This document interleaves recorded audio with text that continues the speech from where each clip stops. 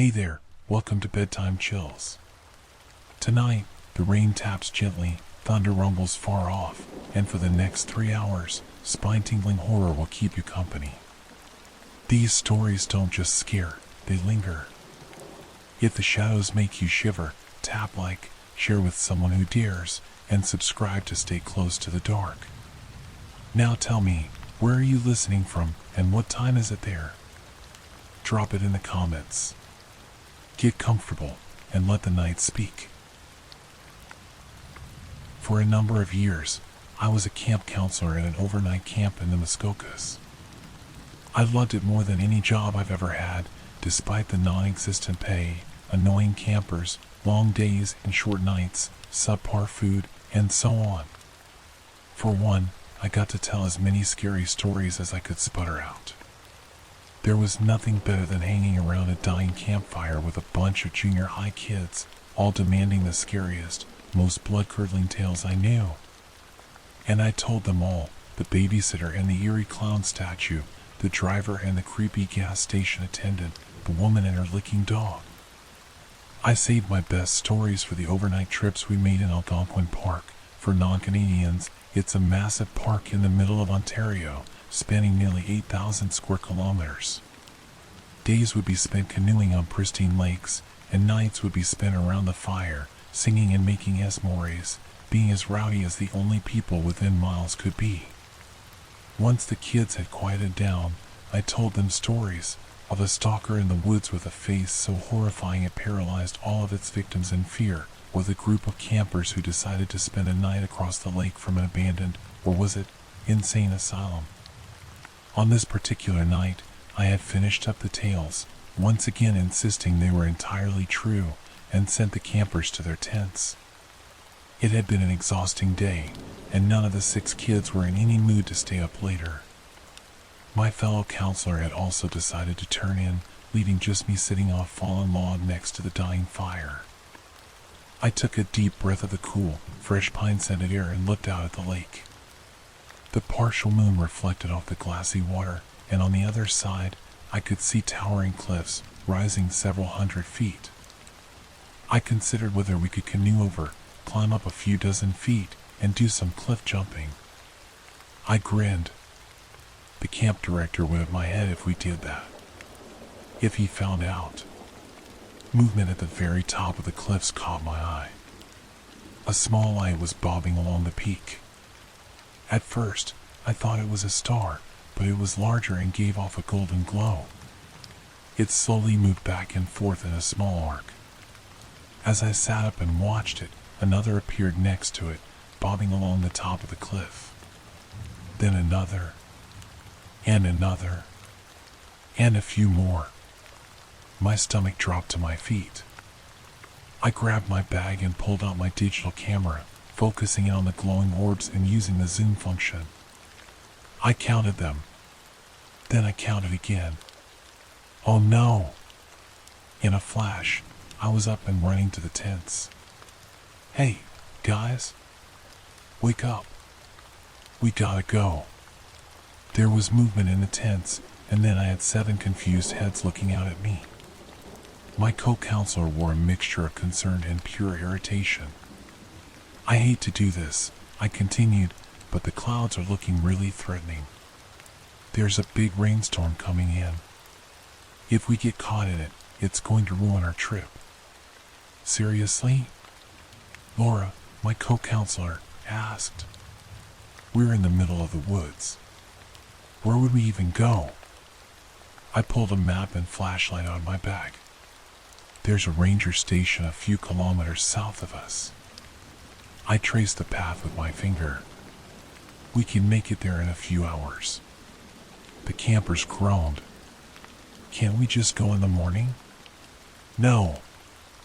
I shouted, my voice echoing across the lake. I lowered it. Come on, let's get packed up and go. I'll tell you a story along the way. I smiled, though I could feel my lips quivering. It's my best one. That seemed to get them going. Within 10 minutes, the tents were packed up and we had begun our trek into the deep woods with small flashlights as our only guide. When I was confident we were moving at a steady pace, I allowed myself to relax and began to tell my favorite campfire story. Centuries before European settlers arrived in this land, it was inhabited by the First Nations people. They had made the trip from across western Canada, following the migration patterns of large animals such as buffalo and bison. Eventually, they reached Ontario, where they split into smaller groups, each searching for land to call their own. Legend has it that one group, consisting of about 20 men, women, and children, ventured through this very area in search of a place to settle.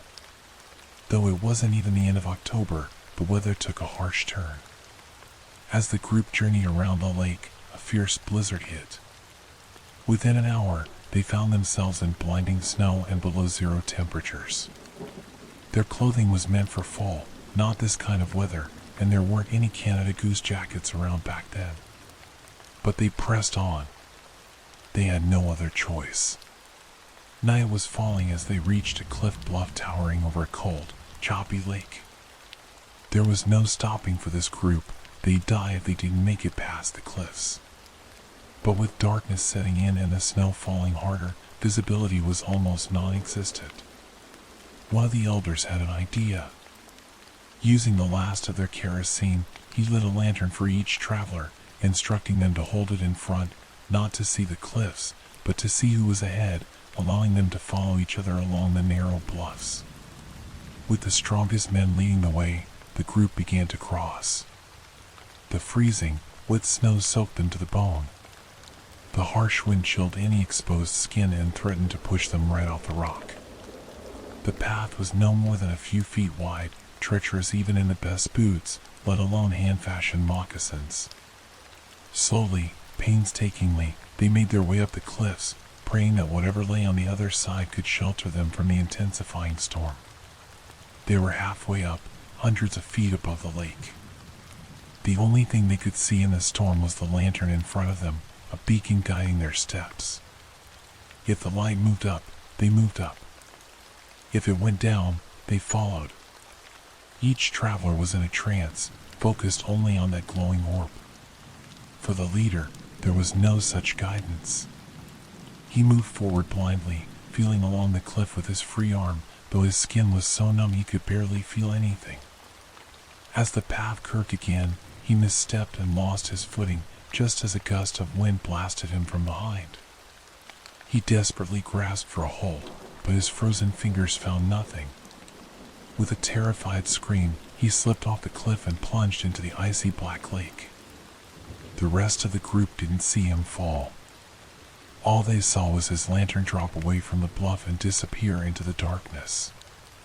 There was no time to mourn.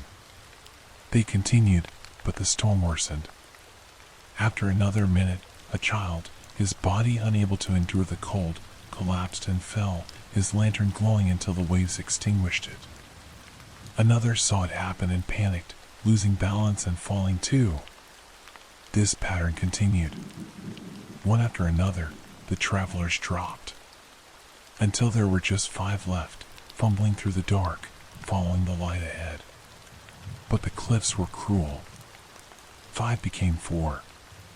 4 became 3. Then 2. And then, just 1 remained. Legend says that one cursed the earth as his legs slipped and he plummeted hundreds of feet down, his lantern the last to vanish. Of the 20 members who tried to overcome the cliffs, I finished, not one survived. They say that sometimes, when the conditions are right, you can see the orbs along the cliff, symbols of the lost travelers who will never find their homes. As the story ended, leaving the campers in eerie silence, I saw lights up ahead. A wave of relief poured over me. We picked up the pace and found the ranger station bustling with activity. A half-dozen people were running around, loading trucks and shouting into radios.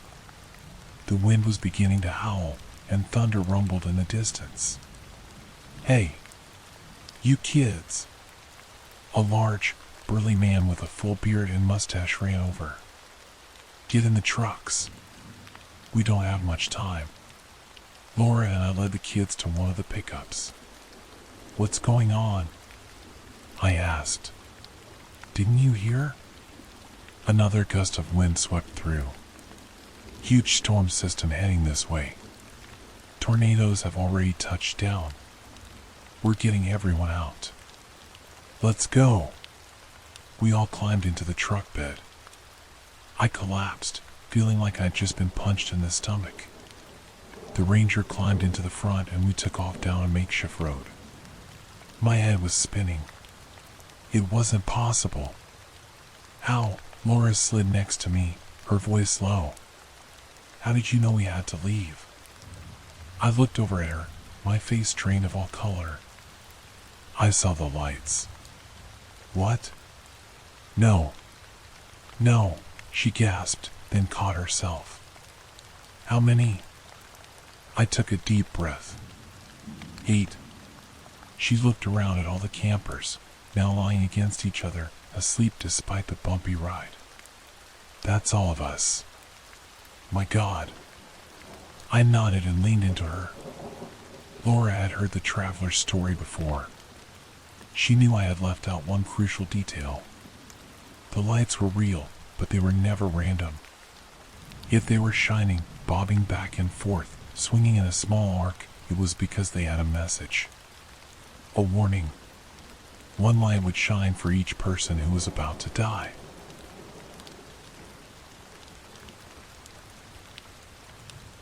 I like to think that I take my personal safety very seriously.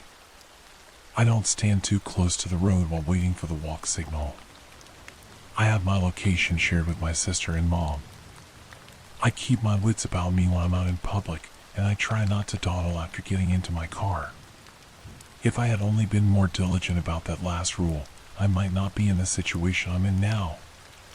Early this morning, just after midnight, I was sitting in my parked car outside my favorite grocery store. I was exhausted from picking up a friend's evening shift, so I stopped to grab dinner on my way home from work. The store is in an isolated part of town, but I had never felt unsafe in the area. Then again, I'd never been there so late at night. The second I exited the store with my purchase, the old cashier closed up shop for the night and turned off all the lights in the building.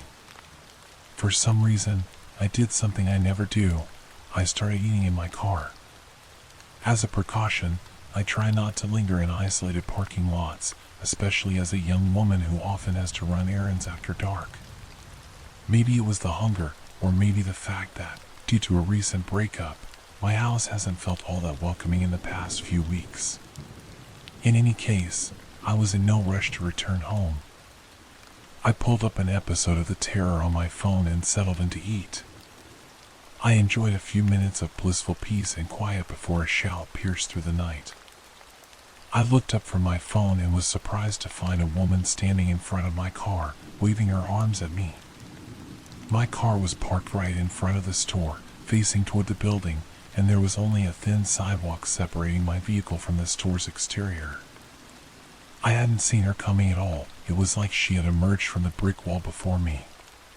She rounded my car, coming to a stop beside the driver's side window. She then started pointing at the ground, the universal signal for roll your window down.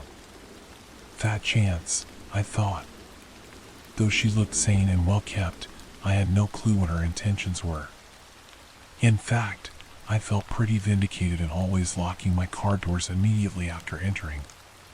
The woman, perhaps seeing that I was making no move to exit my vehicle, then told me something no one wants to hear. "Hey," she shouted. "There's someone in your back seat." My mouth went dry.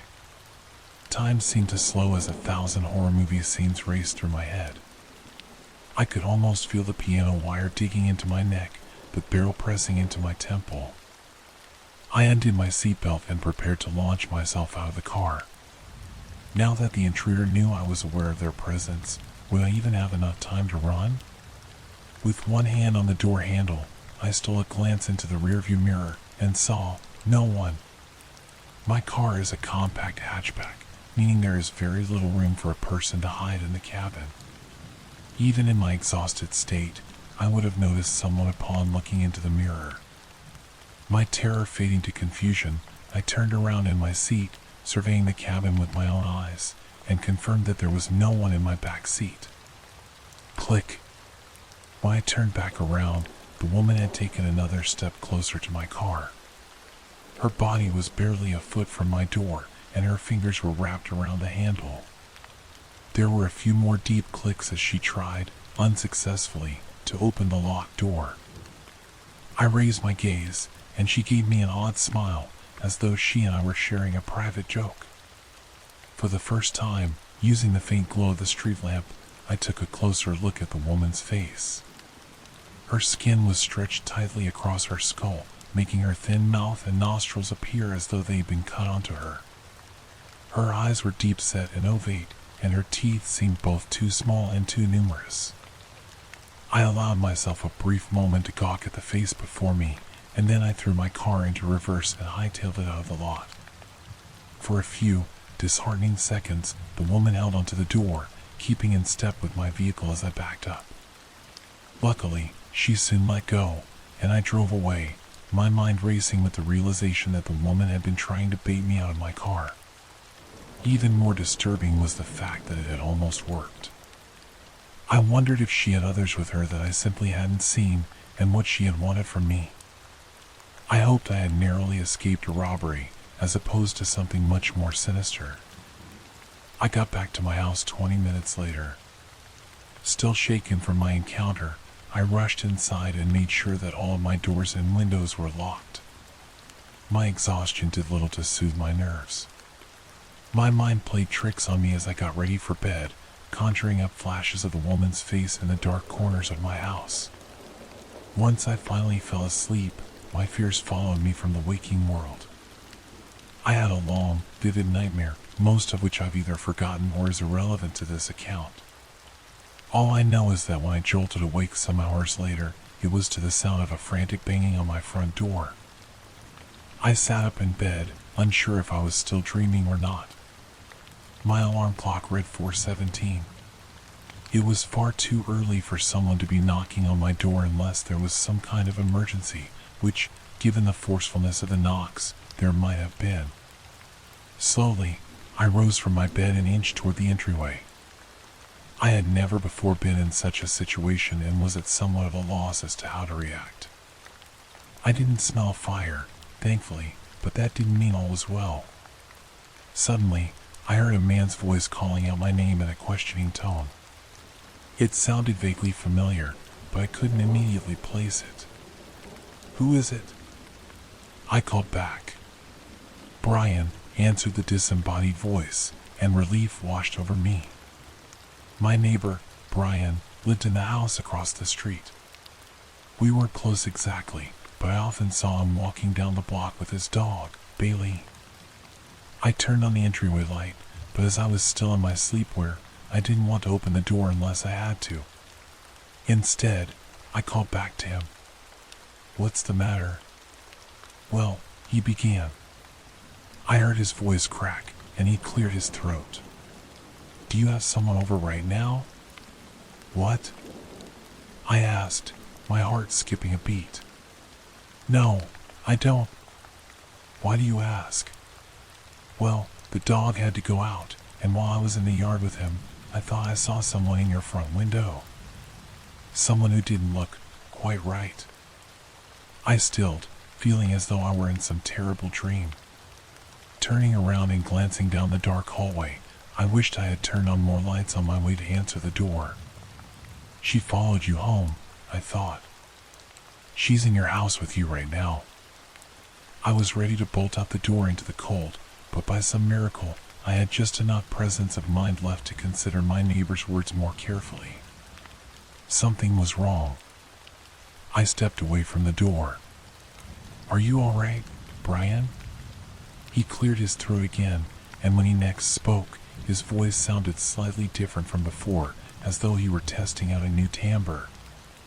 "Of course, I just got a bit of a cold here, but I still wanted to check in on you." My voice wavered as I voiced a question to my neighbor. "But your dog, isn't it a girl?" Brian didn't respond.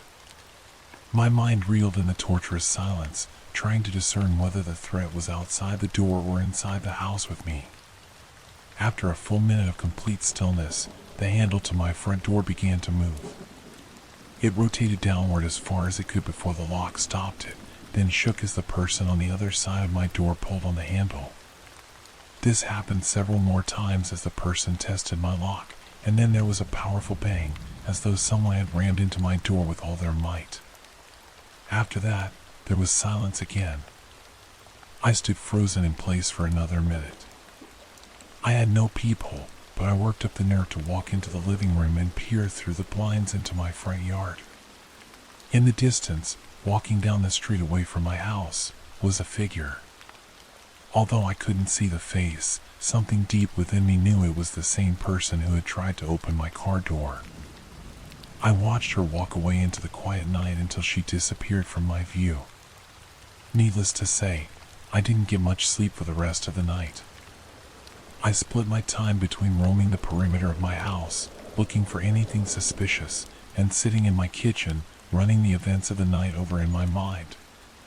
The most likely explanation was that I'd been dreaming. After all, I'd nearly been baited into opening my door to a potential criminal just hours before, so it made sense that I'd have a nightmare about a similar situation. Then again, I had never, in my entire life, had a dream so vivid. Maybe, somehow, the woman really did follow me home. She easily could have stuck a tracker on my car. But how in the world did she know Brian's name, and how had she impersonated him so well? The sun is setting now. I haven't left the house all day. I've been too haunted by the idea of someone, or multiple someones, trying to draw me out into the open. No matter how many times I check the house, I still feel as though I catch glimpses of the woman in my periphery, of her beady eyes and uncanny smile. I suppose I should try to get some sleep now, impossible as that seems at this point. I just needed to jot this down before I went to bed, in case anything happens to me, and B, you ever think about blindly trusting the warnings of a stranger.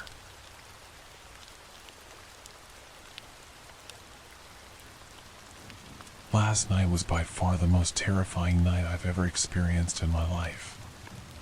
I'm honestly surprised I'm even here right now. If I hadn't listened to my instincts, I would most definitely have faced a gruesome death. So please, take my advice. If you hear someone whistling in the middle of the night, hide. Immediately. I was super excited last night. This was the first 2-day weekend I've had in over 2 months. My big plans? Load up on snacks, turn my recliner into my own little paradise, and binge watch Netflix. I know, boring. But hey, I'm 30 years old and I've been done with the party lifestyle for a while now. Anyway, after probably 5 hours straight of shoveling candy down my throat and watching my favorite shows, I decided it was time to get some sleep. It was about 2 a.m., way later than I'd stayed up in months. After cleaning up my mess and shutting the TV off, I brushed my teeth and climbed into bed. After about 15 minutes, I felt my eyes getting really heavy. I was in that hazy state between being awake and asleep. That's when I heard it. A faint whistling. My ears perked up and I listened closely. It sounded like it was coming from my neighbor's apartment. We have very thin walls in our building, so it's not unusual to hear him sometimes, but never at 2 in the morning. The whistle was to the tune of Silent Night. Then, the sound shifted. It moved from my neighbor's place into the hallway that separates our doors. A cold wave of dread washed over me, and somehow, I knew I needed to hide. I got up as quickly and quietly as I could and ran into my closet, closing the door almost all the way, just enough so whoever was outside wouldn't hear the click of it shutting. Benny? It sounded like my neighbor, only something was off. His voice didn't sound right. What I heard next made my heart pound against my chest. My deadbolt unlocked. Somehow. There was no way he could have done that. Not from outside. I broke out in a cold sweat, struggling to control my breathing as the most intense fear I've ever known took over my body. I'm coming. Benny. His voice shifted unpredictably, changing pitch at the wrong times, almost like it was malfunctioning. My door creaked open. Slowly. I heard a soft dragging noise, followed by a heavy thud with each step. Then came the sound of ragged breathing. It was getting closer. Then it started whistling again, silent night, but louder now. Almost triumphant. I was fighting back tears as the sound moved closer and closer to my bedroom. I prayed, begged, for God to make this thing go away. I squeezed my eyes shut. I knew this thing wasn't my neighbor. In fact, I was certain this thing wasn't even human. It stopped just outside my bedroom door, and everything went completely silent. From where I was in the closet, I could just barely see the bedroom entrance. I wish I had never opened my eyes again. But of course, I did. And at the very top left corner of the doorway, I saw a deformed head slowly peek around the frame. The top of the door was at least 6.5 feet tall, and this thing was hunched over. It was massive. I couldn't make out any details of its face. Thank God, my lights were off, and the only illumination came from the streetlights shining through the window. Honestly, I'm glad I couldn't see it clearly. I probably would have fainted from sheer terror. Benny, it whispered. I slammed my eyes shut again as I heard it step into my room. The stench hit me next, the unbearable smell of rotted death. Tears ran down my face. I was certain this was the end. I heard it yank the blankets off my bed, then let out a low grunt of confusion when it realized I wasn't there. It sat there panting, heavily, clearly trying to figure out what to do next. Then, slowly, it began to move. Back toward the hallway. Whistling. I didn't breathe again until I heard my front door close. Only then did I let out a long, shaky breath, realizing I had been holding it the entire time. I sat in silence for several minutes before I dared to leave the closet. As I sat there on the floor, trying to process what just happened, I heard a door across the hall open. What the heck? My other neighbor Tommy started to say. But he didn't finish. I heard a couple of loud thuds, followed by silence. Complete silence. I stayed in my closet the rest of the night. I only got out about an hour ago. Now, there are police swarming the building. Someone must have found Tommy. I haven't been questioned yet, but I'm sure it's coming. I can't tell them what really happened. They'll think I'm crazy. Or worse, suspect me of killing Tommy. So I'm going to lie. I'll say I was asleep and didn't hear a thing. But if anyone out there has any clue what this thing is, or what I can do to make sure it doesn't come back, I'm begging you, please help. I have a terrible feeling it'll return tonight. And I'm completely, utterly terrified.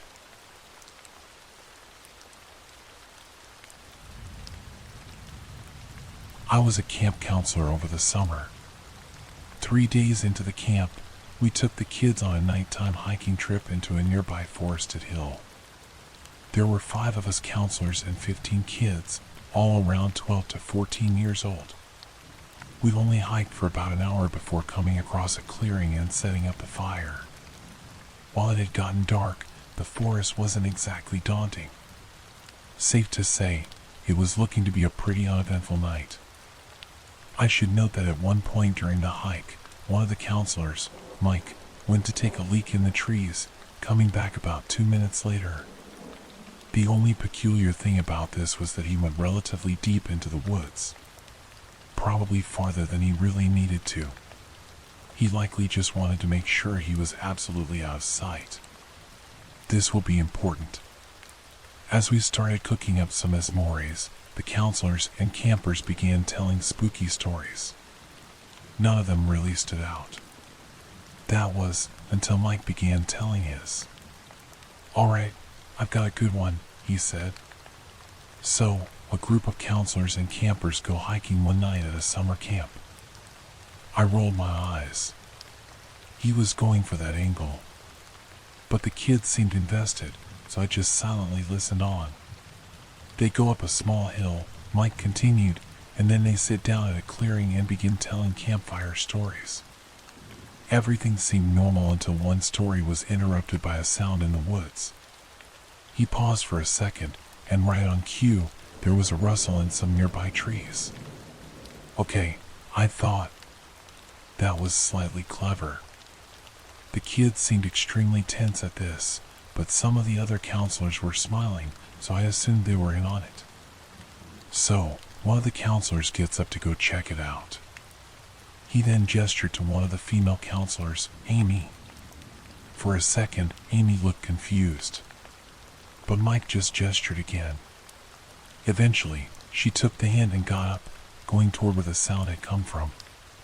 She came back moments later, only to report that there was nothing. She still seemed confused, which caused me to question if she was really in on it or not. Mike went on. When the counselor came back, she said there was nothing there. But she was wrong. Mike smiled. Although, it was a weird one. Something subtly frightening about it. I could see some genuine fear creeping up on the kids' faces as well. There was a tension in the air, Mike went on. Everybody could feel it, but nobody could describe it.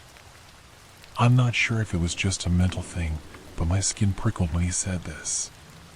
The air around us did indeed feel like it had changed in some inexplicable way. Everybody else looked like they were experiencing something similar, all wearing expressions of discomfort. Another sound came from the woods, he said. This time, it was laughter, as unnatural as laughter could get. I nearly had a heart attack when it came from right behind me.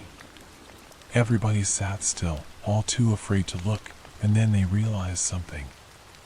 One of the kids was missing. That was the last straw for Andy, another counselor, who stood up. Mike, what the heck is this? Mike didn't respond. Andy scanned the kids and went pale. Somebody count him. We did as he asked, counting 14 kids in total. 14. Oh no, Andy said. What happened? I don't know. Claire, another counselor, spoke up. I swear, we were keeping an eye on them the entire time. Andy turned to look at Mike. What on earth is going on, Mike? Mike smiled before continuing his story. During the chaos, they heard footsteps coming from everywhere. Suddenly, a cacophony of heavy stomps began sounding from every direction. Jesus! Claire shouted. Mike, this is too far. Andy yelled at him. The kids had begun huddling together, fear plastered across their faces. Mike's face suddenly became serious. One of the kids was suddenly dragged into the woods, and Andy went to go chase after them. We heard a scream, and I turned around just in time to see one of the campers disappearing into the forest. I couldn't make out who or what had done it, though. Forget this. Andy yelled out before going after him. Mike let out a cold laugh. But Andy wouldn't get so lucky. Before I could do anything, Amy went after Andy as well. They were dating, leaving Claire and me alone with Mike. I got up, storming over to him and punching him square in the jaw. For some reason, I thought that if I could get him to stop talking, all the madness would stop as well. Now, I'd say that I'm a pretty strong guy, and I put just about everything I had into that punch. But Mike barely reacted, even though the strike stung my own hand like crazy. Mike glanced up at me, his face still stuck in that eerie grin. The last two counselors. I turned the other way before he finished the sentence, rounding up the remaining campers and telling them to make a beeline out of there. Claire followed suit, and we began booking it out of the forest. We couldn't hear Mike, or whatever he was, following us, so I let myself breathe a bit. Still, I knew this was going to be hard to explain once we got back. At some point, we saw a figure wandering out of the woods. I stopped in my tracks, not really knowing what to do. The figure groaned as it meandered its way into the moonlight. It was Mike. The actual Mike, I guess. His clothes were torn and his head was bleeding. His chest was also exposed, with what looked like some strange symbol carved into it. I don't remember exactly what it looked like. He looked up at us before asking, in a shaky voice, what happened? Before I could respond, he passed out. I began running over to him but stopped when I heard Claire scream. I turned around to see another camper being dragged into the woods. Forget it, I muttered to myself, before yelling at the rest of them to keep going. We left Mike and bolted the heck out of there. There was more commotion behind us as we ran, with kids being dragged into the surrounding woods left and right. It couldn't have been helped. At one point, I could hear faint cackling coming from somewhere indistinct, but I knew who it was coming from. When we finally made it down the hill, my lungs were about to collapse. I looked back, seeing that there was only one camper and Claire left. Both exhausted and with the blood drained from our faces, we simply stared at each other. And then the kid began smiling. The counselors had escaped, but that wasn't the end of their story, he said, in the same tone of voice that the fake Mike had been using. Upon hearing that, I lost it and began running, against my body's pleas to rest. I heard Claire once again screaming from behind me, but again, it couldn't be helped. When I got back to the main camp, I entered my cabin to see if my supervisor was there.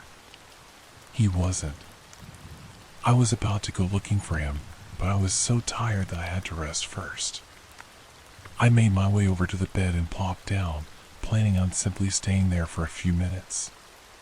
But when I woke up, there was sunlight bleeding in through the curtains. Somebody was shaking me awake. It was Blake, my supervisor. Come on, man, get up. Time for breakfast. Go shower first, though. Geez. Wait, I said to him, I have to tell you something. Tell me after you shower, he said, before leaving. I got up and chased him into the dining hall. What I saw there made me freeze. All the counselors and campers that had been on the hike, they were all there. Blake turned to face me. What did you want to talk about? And where's Mike? I quickly scanned for Mike. I hadn't noticed that he wasn't there the first time. As I began stammering for an answer, the fake campers and counselors all turned to face me simultaneously. That left me at a complete loss for words. I ran out of there, got straight into my car, and floored it. I didn't let myself breathe until I got back on the highway. I didn't want to think about the aftermath, about the implications of leaving a situation like this. I reached into my glove compartment for a pack of smokes, but I felt my hand touch something that wasn't there before. It was a tape recorder. I pulled it out, and against my better judgment, pressed play. A grainy, familiar voice began oozing out of the device.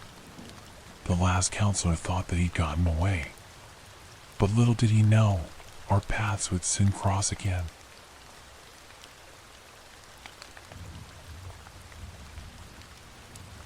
I live in a rural town, far away from the bustling urban cities that many people reside in. It's like one of those stereotypical small neighborhoods where everyone knows each other. I enjoy living here, the fresh, unpolluted air and the kind, friendly neighbors all around me. However, our town harbors a dark secret that no one dares to speak of, the woods right next to town. Everyone here has gone into the woods at least once. We usually have people hunting there during the season, and others often go for walks. But growing up, we were always told terrifying rumors about the forest. Among all the stories of mythical creatures and strange caves, one story in particular has stuck with me. The story goes like this. Around 30 years ago, back when most of our parents were teenagers, a group of 4 teens decided to go camping during the summer holidays. Their parents supported the idea, And so, after a couple of days of preparation, they set off.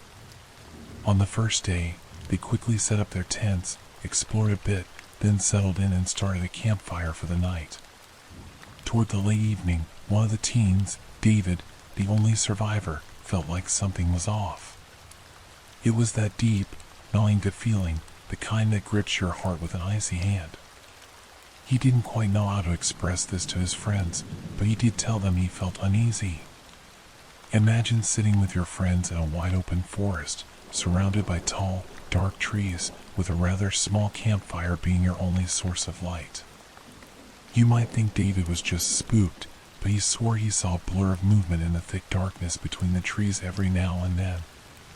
He felt completely exposed out there in the middle of nowhere, the wind whistling eerily through the leaves. And then, it happened, his friend Richard noticed the movement too.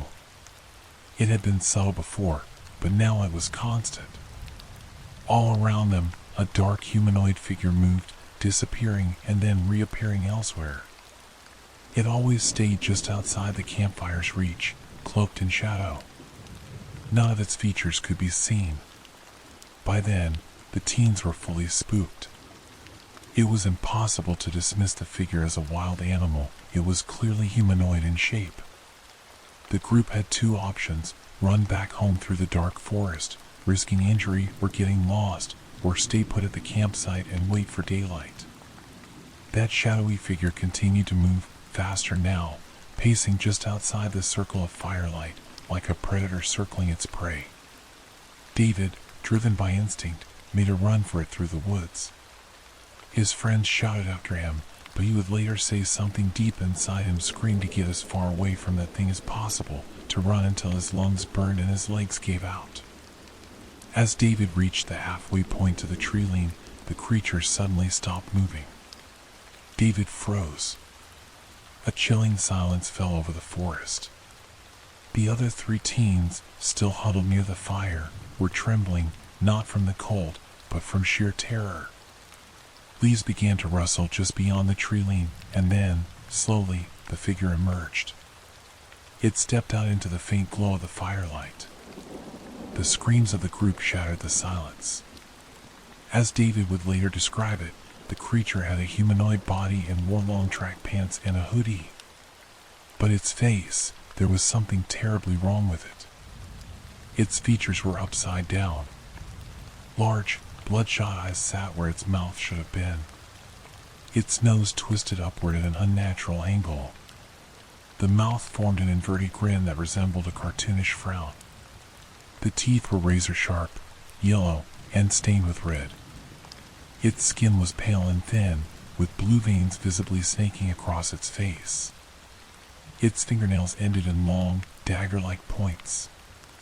The teenagers froze in horror as the creature lunged at the three still by the campfire.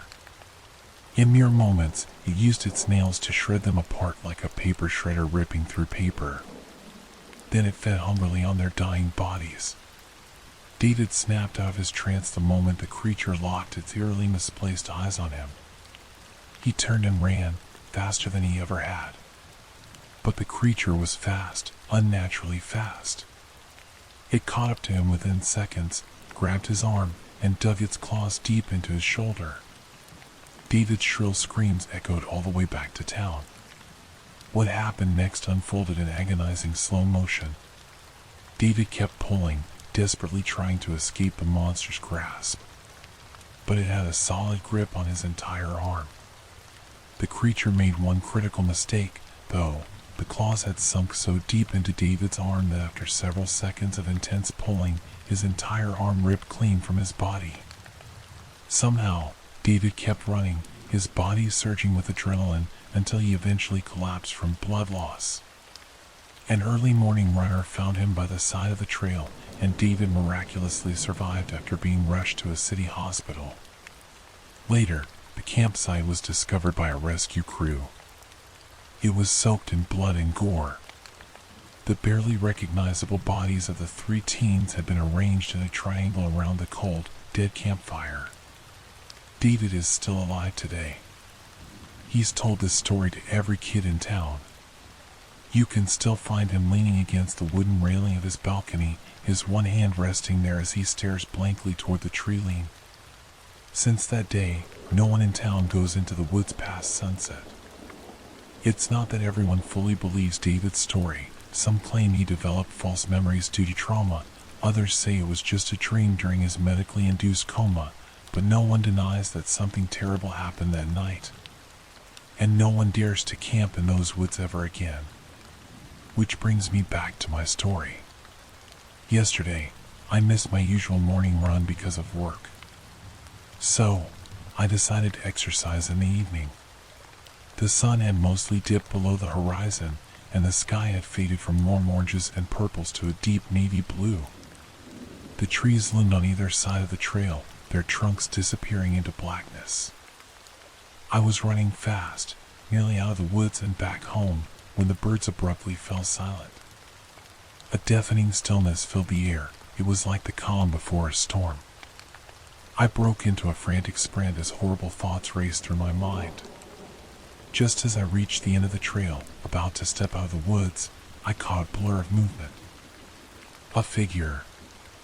It was right beside me, watching from the trees. I swear that just as I made it out of the woods, it disappeared back into the darkness. But not before I saw its face. And there was something wrong with it. It was upside down.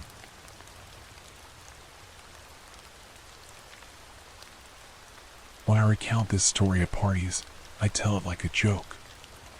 I play up the great, cosmic justice of it all, framing the moment my car came to a stop as a kind of cheesy punchline. In reality, the events of that night remain the most harrowing of my entire life. It was 2014, and I was a senior in high school. At the time, I lived in Central Texas, but my brother was in school in Colorado. Since he was graduating soon and I hadn't yet visited, I decided to drive out to see him where spring breaks aligned. The only issue was that I technically wasn't supposed to be driving. Believe it or not, despite being a reckless 18-year-old who liked to drive fast, I never had a traffic violation. Never even gotten a parking ticket. I did, unfortunately, get caught drinking with my buddies a week prior to the drive. My license was suspended for 30 days, but I didn't let that stop me. I was going to see my brother one way or another. So I left late in the day, chugged Red Bulls to stay alert, and stuck to the back roads as much as possible. It added a few hours to my trip, but it allowed me to avoid state troopers for the most part. By midnight, I felt like I was in the Australian outback. I had taken road trips through my state before, but this particular route was something else. Nothing but scrub brush and signs too weather-beaten to read. I was so busy thinking about how utterly isolated I was that I almost missed the orange traffic cone in the road, placed square atop the yellow center line. I reduced my speed, but I didn't stop. I was confident that there was no work being done on the road. I had checked the maps, and there would have been more signage. Since I knew there was no construction in the area, I found the placement of the cone a little odd. Of course, junk on the road isn't such a rarity, but the way it aligned perfectly with the median line felt intentional. A few miles later, my drive was again interrupted. My eye beams reached far into the desolate night, providing enough visibility for me to see another oddity. There was something else in the road, this time in my lane. I squinted. Another traffic cone? It was tall enough, but not quite thin enough. I slowed down a little more. I remember thinking, that can't possibly be a person. I got a little closer. Lo and behold, it was. I veered into the other lane, but the person in the road mirrored my car, clearly trying to get me to stop. They threw one of their arms out, as if welcoming the cold, metal embrace of my front bumper. I slammed on the brakes abruptly enough to give myself whiplash. Confusion and anger rose up in me as I turned my headlights down and got a better look at the person in front of me. I regretted stopping once I could see the man more clearly. At first glance, he seemed like a normal guy. He was tall and middle-aged, clad in blue jeans and a long, tan coat. He had no particularly distinct facial features, except for a set of blue eyes that somehow seemed too small for his face. He gave me a wide grin when he saw me stop. I guess he could have just been relieved, but I couldn't give him the benefit of the doubt due to what he was holding. Balled up in his hand was something small, furry, and bloody. I couldn't tell exactly what it was, but it kind of looked like a dead rat. I had no idea why he'd be holding such a thing, and it didn't really matter. All I knew was that there was something wrong with the guy, a suspicion only exacerbated by the fact that he still had one of his hands behind his back. Was he hiding something? A weapon? I took my foot off the brake. I might have been foolish enough to stop, but at least I wasn't foolish enough to stay. As I tried to maneuver around him, the man again moved in front of my car, but when he saw I wasn't going to stop, he took a step back. As he did so, he let his arms fall to his sides, and I saw what he'd been concealing behind his back, a large claw hammer. I sped off, not entirely believing what had just happened. There was a small chance that the guy genuinely needed help, but I sure wasn't going to stick around to figure that out. As I drove off, I looked in my rearview mirror. Before the darkness swallowed him, I saw the man starting to run after my car. For a second, the sight made me nervous, but then it just made me laugh. Did he actually think he was going to catch up? I watched him disappear from view with a smile on my face. Stupid idiot, I said to myself. Now here's the punchline. No sooner had the words left my mouth than my car jolted forward with a sickening thud. I looked back at the road, but it was too late. There came several pops in quick succession, loud as gunshots. My dashboard lit up like a switchboard, warnings blinking uselessly as my tires chewed themselves to pieces beneath me. The car started to drag left, the steering wheel fighting me, as a low, flapping sound rose up from the wheels. When I stopped the car, I gave myself a moment to catch my breath, then threw the door open and hopped out. Using the flashlight I kept in the glove box, I assessed the damage. All 4 tires were shredded, strips of rubber curling off like dead skin. I just stood there for a second, the light shaking in my hand, unable to believe how fast everything had happened. I angled the beam back down the road, sweeping over cracked asphalt and weeds. 50 meters back, half hidden in the dark, was a spike strip. I hadn't seen the darn thing at all. Between where I'd encountered the man and where I'd hit the stinger, there was a slight hill. I couldn't see over the hill, couldn't see much of anything, but somehow, I knew I was being pursued. The man with the hammer, who was probably the one behind the traffic cone and the spike trap, was making his way toward my car at that very moment. I had only put about a half-mile distance between us, which meant I had maybe 5 minutes, tops, to figure out what to do. I checked my phone and, as luck would have it, I had no reception. My first thought was to get back in the car and lock the doors, but what good would that do me against a hammer-wielding maniac? I could run out into the fields on either side of the road, but there was really nowhere to hide out there, and I was loath to isolate myself even further from help. My plan, if it could even be called that, was to run. First, I turned on my headlights to alert passing cars. Then I grabbed my phone, wallet, keys, and flashlight out of the car and mentally prepared for a very long jog. Thankfully, I was a cross-country runner in high school, and I had good endurance. While I knew I couldn't run all the way to the next town, I knew that another car had to show up eventually. I'd flag them down and ask for help, or, at the very least, I'd probably stumble into an area with reception and call the police. I shut and locked my poor, crippled car, then took a glance behind me. He was cresting the hill, less than a quarter mile out. Something about the bend in the road, coupled with the low lighting, made his long, loping stride seem unnatural. He seemed like he was floating. I was already freaked out, but seeing that made me feel like I was being chased by something not entirely of this world. I turned and ran. I fought the urge to sprint, knowing I couldn't afford to wear myself out right away. Once a minute, I glanced behind me. My flashlight beam wasn't powerful enough to reach him, but I could still see the faint silhouette of the man against the cloudless, starry sky. He was small on the horizon, but he was there nonetheless, and worse, he was gaining on me. 5 minutes turned to 10, and I couldn't believe that he hadn't given up already. I told myself he couldn't keep up the pace, and yet every time I turned around, he was a little closer than before. At some point, I tried shouting out, tried asking what he wanted, but of course, there was no answer. Soon, I was wiping sweat from my brow and thanking God that I'd been wearing athletic shoes on my drive. As I looked over my shoulder for a routine check-in, I saw the shimmer of headlights. There was a pickup truck ambling toward me. I bolted straight into the middle of the road, waving my arms around and shouting for help. For a second, the truck slowed, but then it eased around me and kept right on going. No windows rolled down, no honk. The coward didn't even stop long enough to see what my deal was. I shouted something at the shrinking red taillights, but it didn't matter. My salvation had left me in the dust. I stood there long enough to realize that standing still was a bad idea, and then I pushed down my rage and disbelief.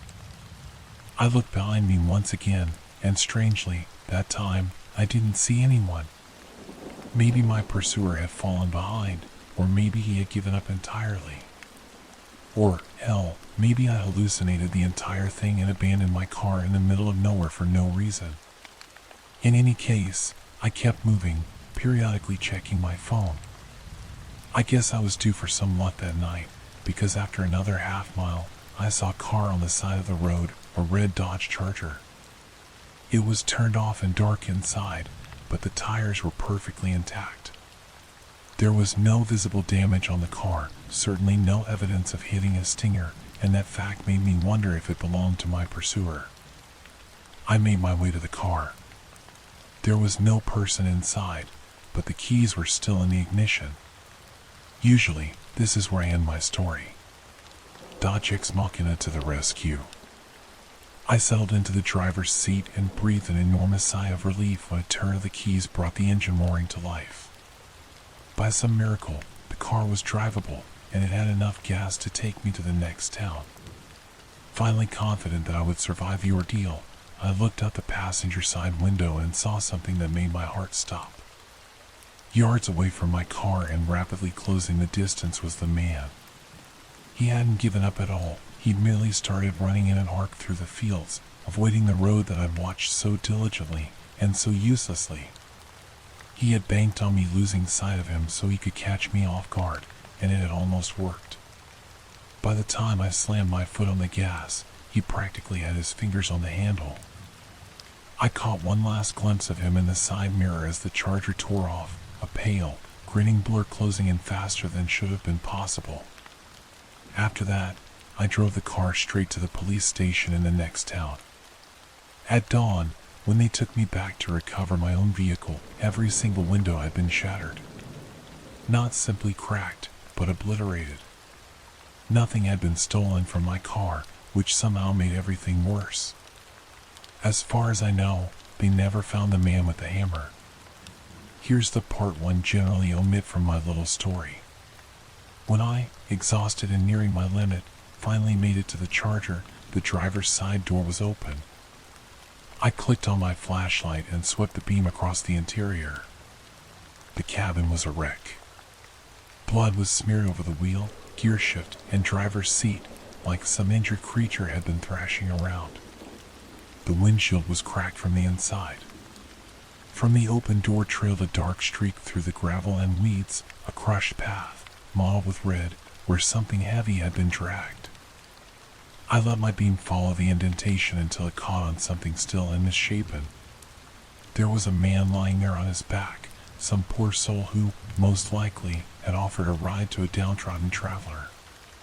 His mouth hung open as if he died while trying to speak. His skull had been bashed in. Part of it was just gone, leaving a cave above his eyes where something heavy had landed over and over again. The white of his skull shone moon-like under my light. That matted clump in the hitchhiker's hand was a roadkill. It was a whole, cursed scalp.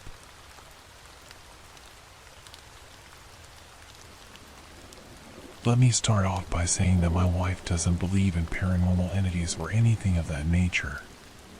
We have 3 cats, and one of them likes to be a rebel, jumping onto counters and meowing at the top of his lungs, just looking for attention. He does this throughout the night, and it's a regular occurrence. Last night, after a few beers and some video games, I decided it was time to head to bed with my wife. When I woke up this morning, my wife was basically attached to me, with wide eyes and a nervous look on her face. I asked her what was wrong, and she proceeded to tell me what had happened the night before. She said that around 2:50 in the morning, she was woken up by a noise that sounded like one of her cats downstairs meowing unusually loud. After giving herself a few seconds to perk up and fully pay attention, she said that the meows began to sound more like a person trying to mimic a cat, and it kept saying hello. After meowing for 2 to 3 minutes, a loud bang came at our door, and then a notification went off for a motion sensor at our front door. When she told me this, I checked my phone, and sure enough, there was a notification for motion detected at 2:52 a.m. I asked her why she didn't wake me up so I could grab my gun. She said she was frozen with fear and didn't want it to hear her make a noise. We're out running errands while I'm typing this, but something about her story made me deeply uncomfortable. Last night, I set the home security alarm around 9 p.m., and we didn't turn it off until we walked the dog this morning. To make things worse, we had slept with all of the animals in the room, and the door was closed. So whatever was in our house, or outside the front door, was not one of our animals. Obviously, the first thing that came to my mind was a skinwalker, but maybe I'm just being paranoid. I checked all the rooms in the house after I got up. I'm not sure what I could have done anyway. Still, it's very odd that my wife was scared so badly by something she doesn't even believe in. We bought this house brand new, so no one has lived here before. When I'm home alone, I do feel like I'm being watched, or like someone's always walking directly behind me. My wife also said that the house has given her chills since we moved in. Something is just off about it. We just got home, and I went to hang up one of my shirts in the master bedroom closet when I noticed that the board covering the attic access had been shifted a little. When I asked my wife about it, she said she's never been up there, and the builders would have placed it back in its original place before we made the purchase. I'm genuinely getting anxious just thinking about what could be going on. Has anyone had an experience like this? Or even something similar? We're going to my mother-in-law's to get some sage. My wife said burning it should help keep whatever surround our house away.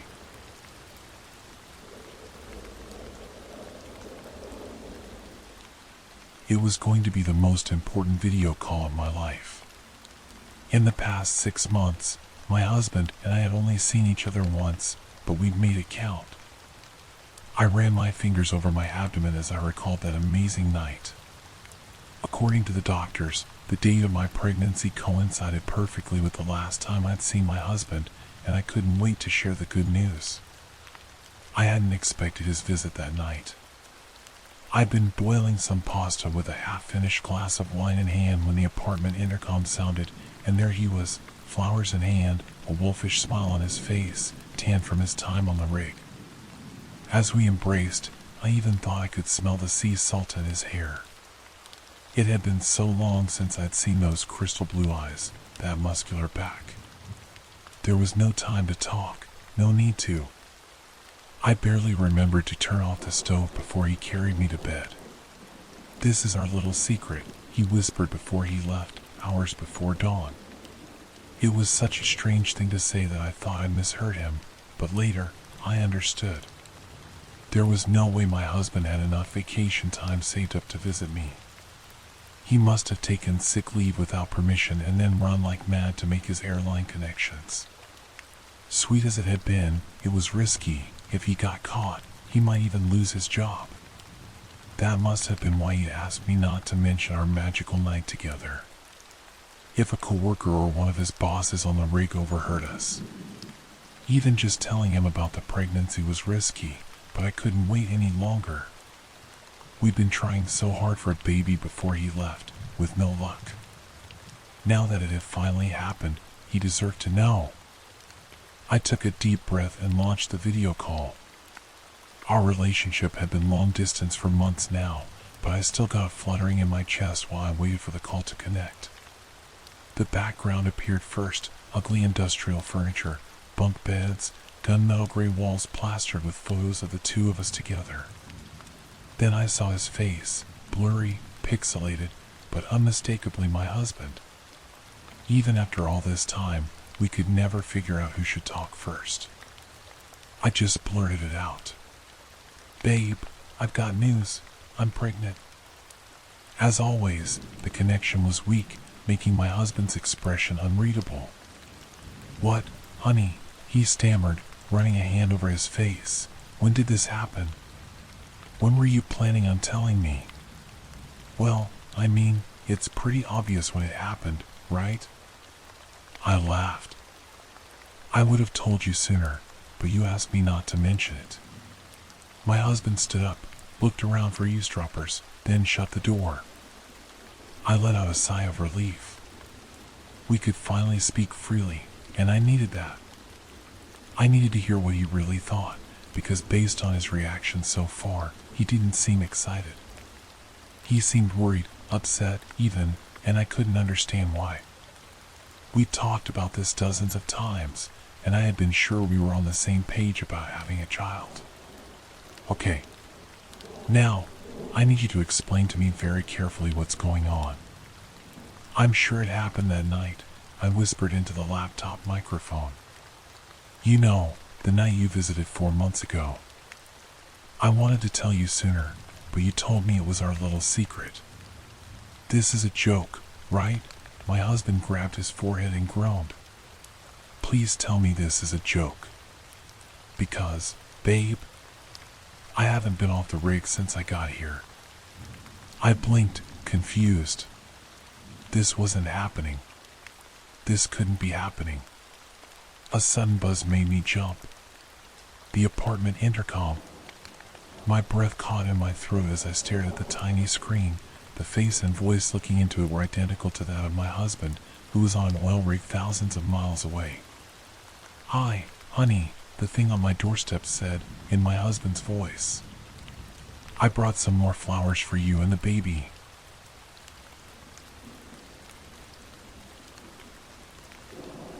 Earlier this month, I moved into a new apartment because I could no longer afford my previous one, thanks to inflation. My new apartment is, like I said, completely new, and it has an in-unit washer and dryer, plus a dishwasher.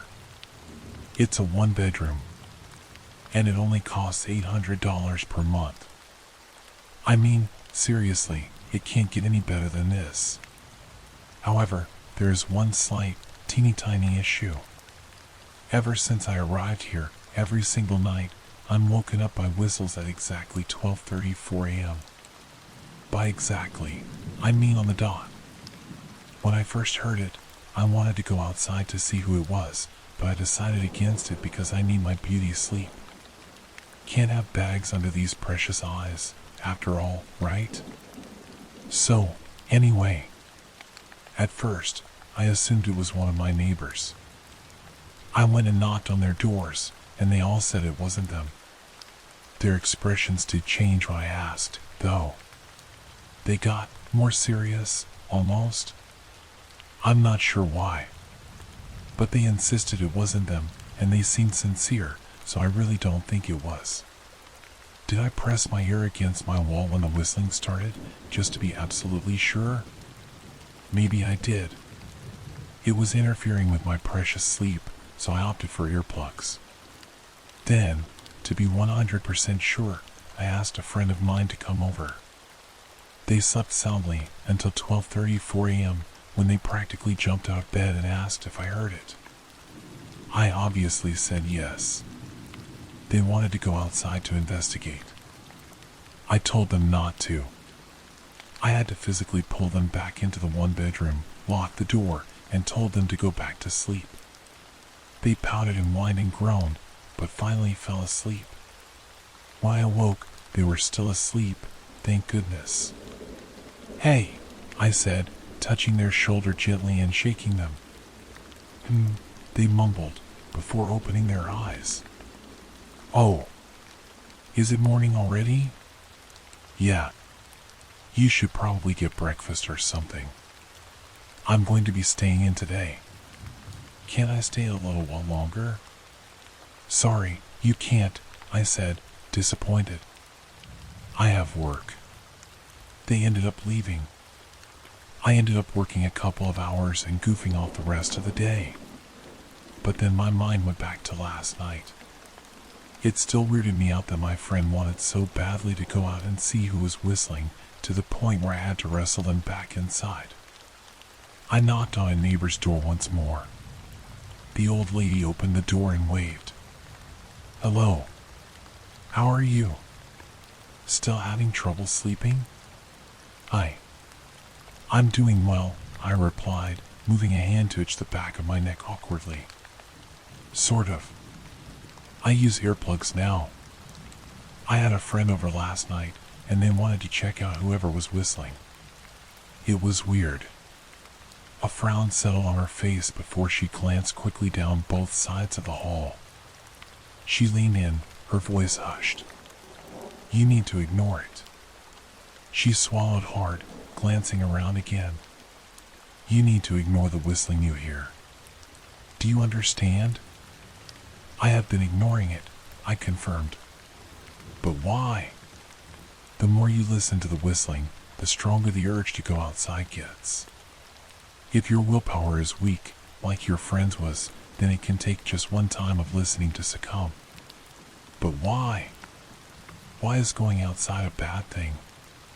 "That's how it gets you." Yes. If you go out, it'll replace you. It'll take you and take your skin. Look like you. Talk like you, but it's not you. And if it gets inside your house once, it gets access for life. It can get you that way too." She licked her lips quickly, looking as if she wanted to say more, when another door opened. "Hey," a man in his late 20s greeted me, and I waved. He then directed his attention to the woman. "Are you feeling okay, Miss Tanner?" She swallowed hard, nodding a little. "I feel just fine, Mark. Thank you. I think I'll go, actually. Don't want to hold you up," she said to me. She closed the door quickly. Mark closed his too. Weird. But hey, $800 a month. I went back into my apartment. I searched high and low for my earplugs. They were nowhere to be found. I know I couldn't have misplaced them. 12:34 a.m. Right on the dot. Whistling right outside my apartment door. It sounded like my friend. But they didn't go outside because we both fell asleep. Right?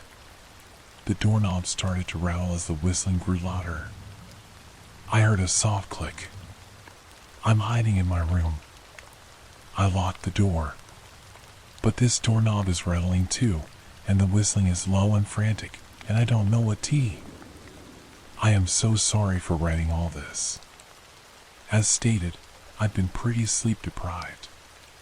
My brain must be making things up as always. Again, I'm sorry for this weird, frantic rambling. I was incorrect about everything, as was the woman. Please know that it is 100% safe to listen to the whistles at 12:34 a.m. Please know that it is 100% safe to go outside and to invite someone into your home at that time as well. And if you live in my building, please feel free to stop by for a chat at exactly 12:34 in the morning.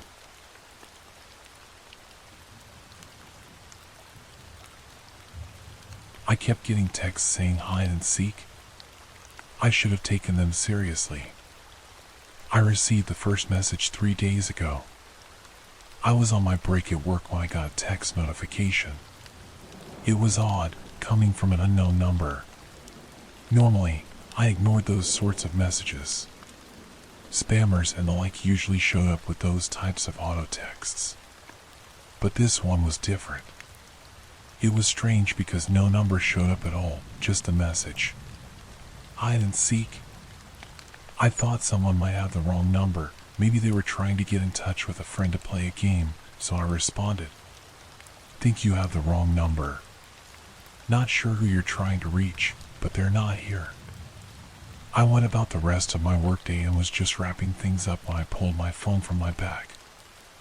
I saw I had another text waiting for me. Same number, or rather, same lack of a number. Just another blank line where a number should display, and the message.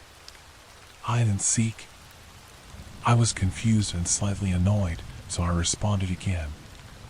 Like I said before, I think you have the wrong number. Who is this? Who are you trying to get a hold of to play hide and seek? I waited, staring at the screen for a minute. I was about to put it away when I saw a response. You, hide and seek? My patience had reached its limit. I figured if they wouldn't answer properly, I would just block the non-existent number and hope it would work. Despite the lack of a visible number, the option on the message thread still presented itself. I was relieved when the weird conversation vanished. I got in my car and started to drive home. I received another notification as I got on the road and used my car's text-to-speech to read it aloud to me. It was Mike, my roommate. He was asking me to pick up more beer from the store since he had apparently finished off what we had left. I groaned at the message and the fact that I was always the one to buy it for us. It was getting old, but I needed a drink after the night I had. So I sent him a message back saying, I can this time, but if you're going to keep drinking everything we have, then you better start paying for it. I stopped by a nearby gas station close to our apartment, grabbed a case of Miller, and continued home. As soon as I got back in the car, I received another text. I was already getting annoyed, assuming it was Mike complaining about being out of something else. But as the text-to-speech read out the message, I knew it was something different. Seek, drink. It made sense now, and I immediately called Mike.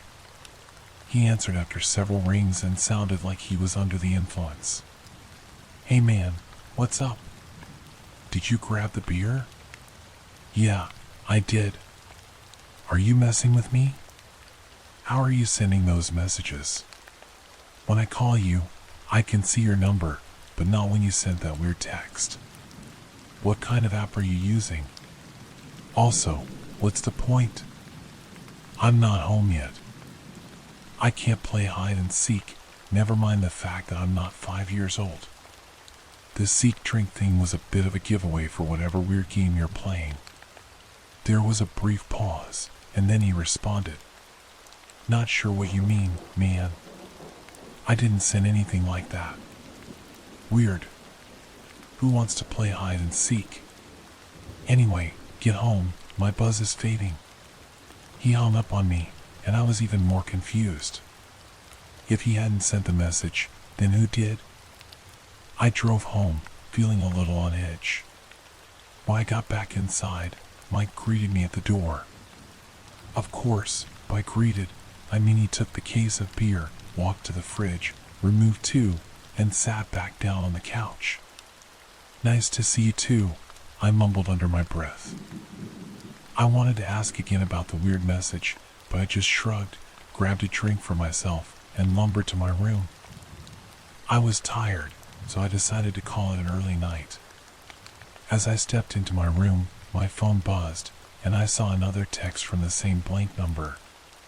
Almost time, hide, or seek. I was getting creeped out at that point. I didn't know how the messages kept getting through after blocking the sender. I decided to respond again. Stop messaging me. I don't know who this is, and I do not want to play. Leave me alone. I hit send and tried blocking it again. This time, I turned my phone off for good measure. I tried to settle down and just go to sleep. I managed to nod off for a bit, but after a while, I heard a knock at my door. I jolted up and heard the slurring voice of Mike. "Hey man, I don't know what the hell, but I think someone's trying to get a hold of you. I just got a trippy message, and it sounded like what you were talking about earlier. Check it out."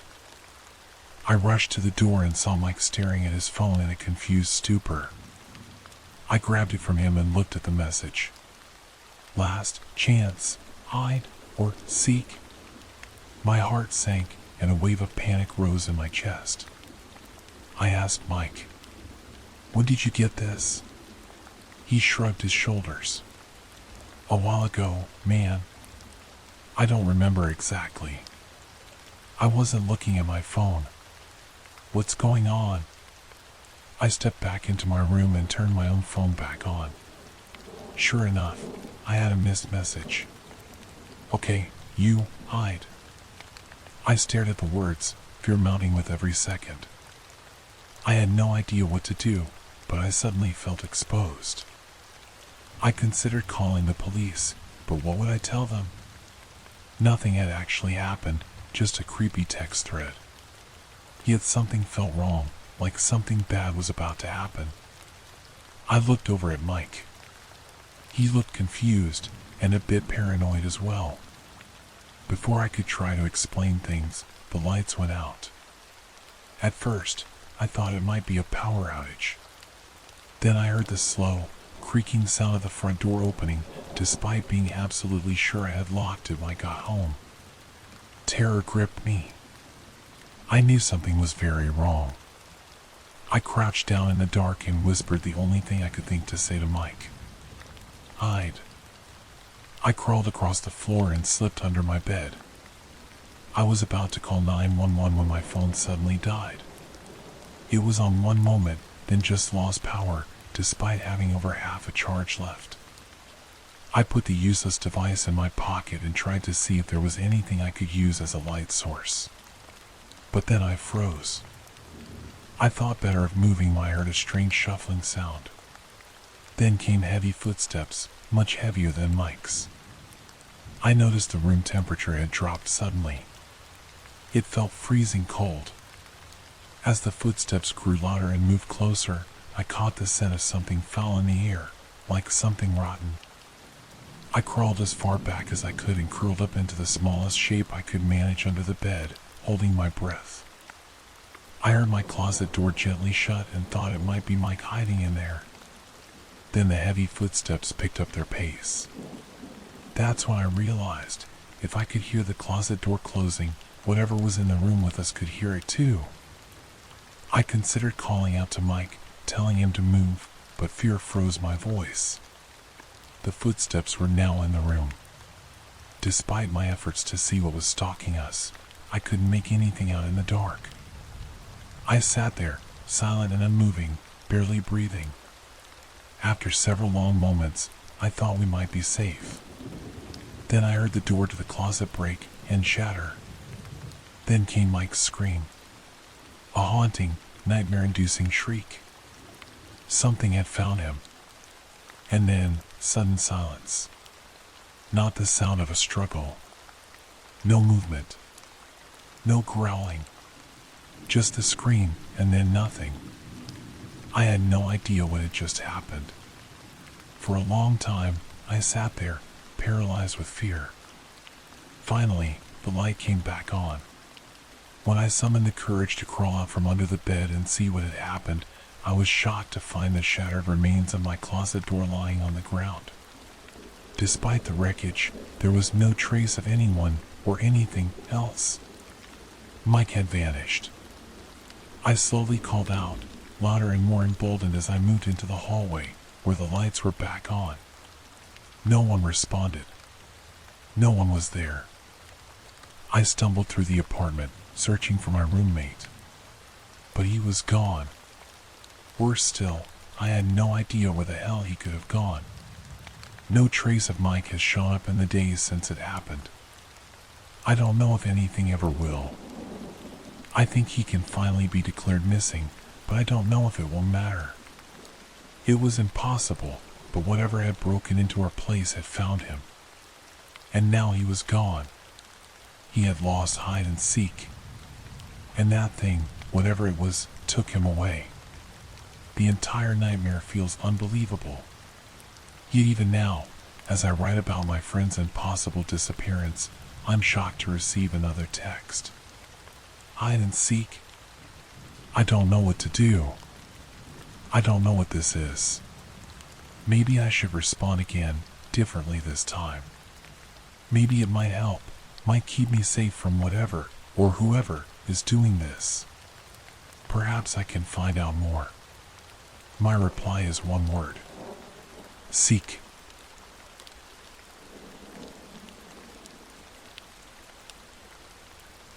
I haven't told anyone this, not my family, not my friends. I'm not even sure why I'm writing it down here. I guess I just need someone to believe me. Or at least, to read this before it happens again tonight. It's been exactly 1 year since my younger brother, Elias, died. He was 3 years younger than me, but always seemed older. Calmer, kinder, more grounded. While I was the loud one, the one who pushed boundaries, Elias was the type to read in silence, to smile without needing a reason. The cancer hit fast. Acute leukemia. The doctors didn't sugarcoat it. They gave us a few months, maybe. But in the end, it was barely 8 weeks. I spent most of that time with him. I helped him eat when he couldn't lift his arms, held his hand when he was too weak to speak, tried to joke around just to make him laugh. In the final hours, when he was barely there, he looked right at me. Not scared. Not sad. Just knowing. Don't stay alone, he whispered. That was the last thing he ever said. After that, everything shut down. There was a flat line on the monitor, a few soft words from the nurse, and then nothing. The world just stopped. I didn't cry much. Not at first. I think part of me refused to believe he was really gone. I disconnected from everything, school, friends, routines. I slept all day, stayed awake all night, barely ate. I thought maybe the silence would help me process it. Instead, it left space for something else. The first time I heard his voice again, it was around 3 a.m. I hadn't been asleep, just lying there, staring at the ceiling, the window cracked open to let in the late October wind. Are you there? It was faint. Soft. Coming from the hallway. I froze, not because I was afraid, but because I knew that voice. I got up, opened the door, turned on the lights, nothing. Every door was locked. Windows closed. No sound except my own heartbeat. The next night, it happened again. Same time. Same voice. Are you there? I told myself it was a trick of memory. Auditory hallucinations. Lack of sleep. That made sense, right? But the voice kept coming back. Every night, at 3 a.m. sharp. And then the footsteps started. Soft, deliberate steps across the hallway floor, stopping just outside my bedroom. Never louder than a whisper, but impossible to ignore. Eventually, I started locking my door at night. I played white noise, music, anything. Sometimes I'd fall asleep with a podcast playing just to drown it out. But none of it worked. The sound always cut through. Always him. Then came the knocking. 3 soft taps. Then his voice, closer now. Please. Open the door. It never sounded threatening. Not angry or vengeful. Just pleading. Almost sad. I told myself I wouldn't give in. I wasn't going to open the door. I wasn't going to play into whatever this was, grief, trauma, madness. But it didn't stop. Then it got worse. I started finding things around the apartment, objects I hadn't seen in years. Stuff I knew was in a box in the attic, sealed and forgotten. A small, worn-out toy dinosaur on the windowsill. His favorite, the one he'd carry everywhere as a kid. A half-drunk Capri Sun on the kitchen table, wild cherry, the exact flavor he used to beg Mom to buy. Each day, something new. Each night, his voice. Like the past was leaking into the present. Or something was trying to lure me back. Last night, I found his old diary on my desk. It had gone with him to the hospital. I packed it in his bag. He never wrote much in it, but it was something that brought him comfort. It never came back home with us. I'm absolutely certain of that. And yet, there it was. Dusty. Locked. Familiar. I opened it. Only one sentence had been added, written in a shaky but unmistakable hand on the last page. I found a place for you. That's when I knew this wasn't just memory. This wasn't just grief. Something was actively reaching out. I've tried everything. I left town, booked hotel rooms, stayed with friends. I even rented a cabin hours away, in the middle of nowhere, and turned off my phone. But no matter where I go, at 3 a.m., I hear him. Even when I'm awake.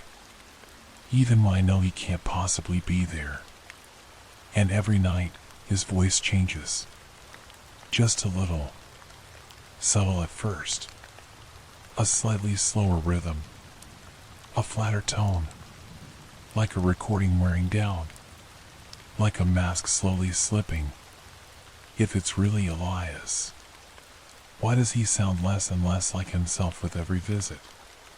Tonight is the anniversary of his death. 1 full year. And I'm hearing him already. No waiting for 3 a.m. this time. He's early. I hear footsteps in the hallway. Slower than usual. More deliberate. Closer. Then the whisper. Please. Open the door. I shouldn't. I know I shouldn't. Every part of me screams not to. But something inside me is whispering that tonight is different. That if I open it now, it might finally end. That maybe I'll see him. Just one more time. That maybe it won't stop unless I do. I'm standing up now. I'm walking to the door. My hand is on the lock. I'm going to open it.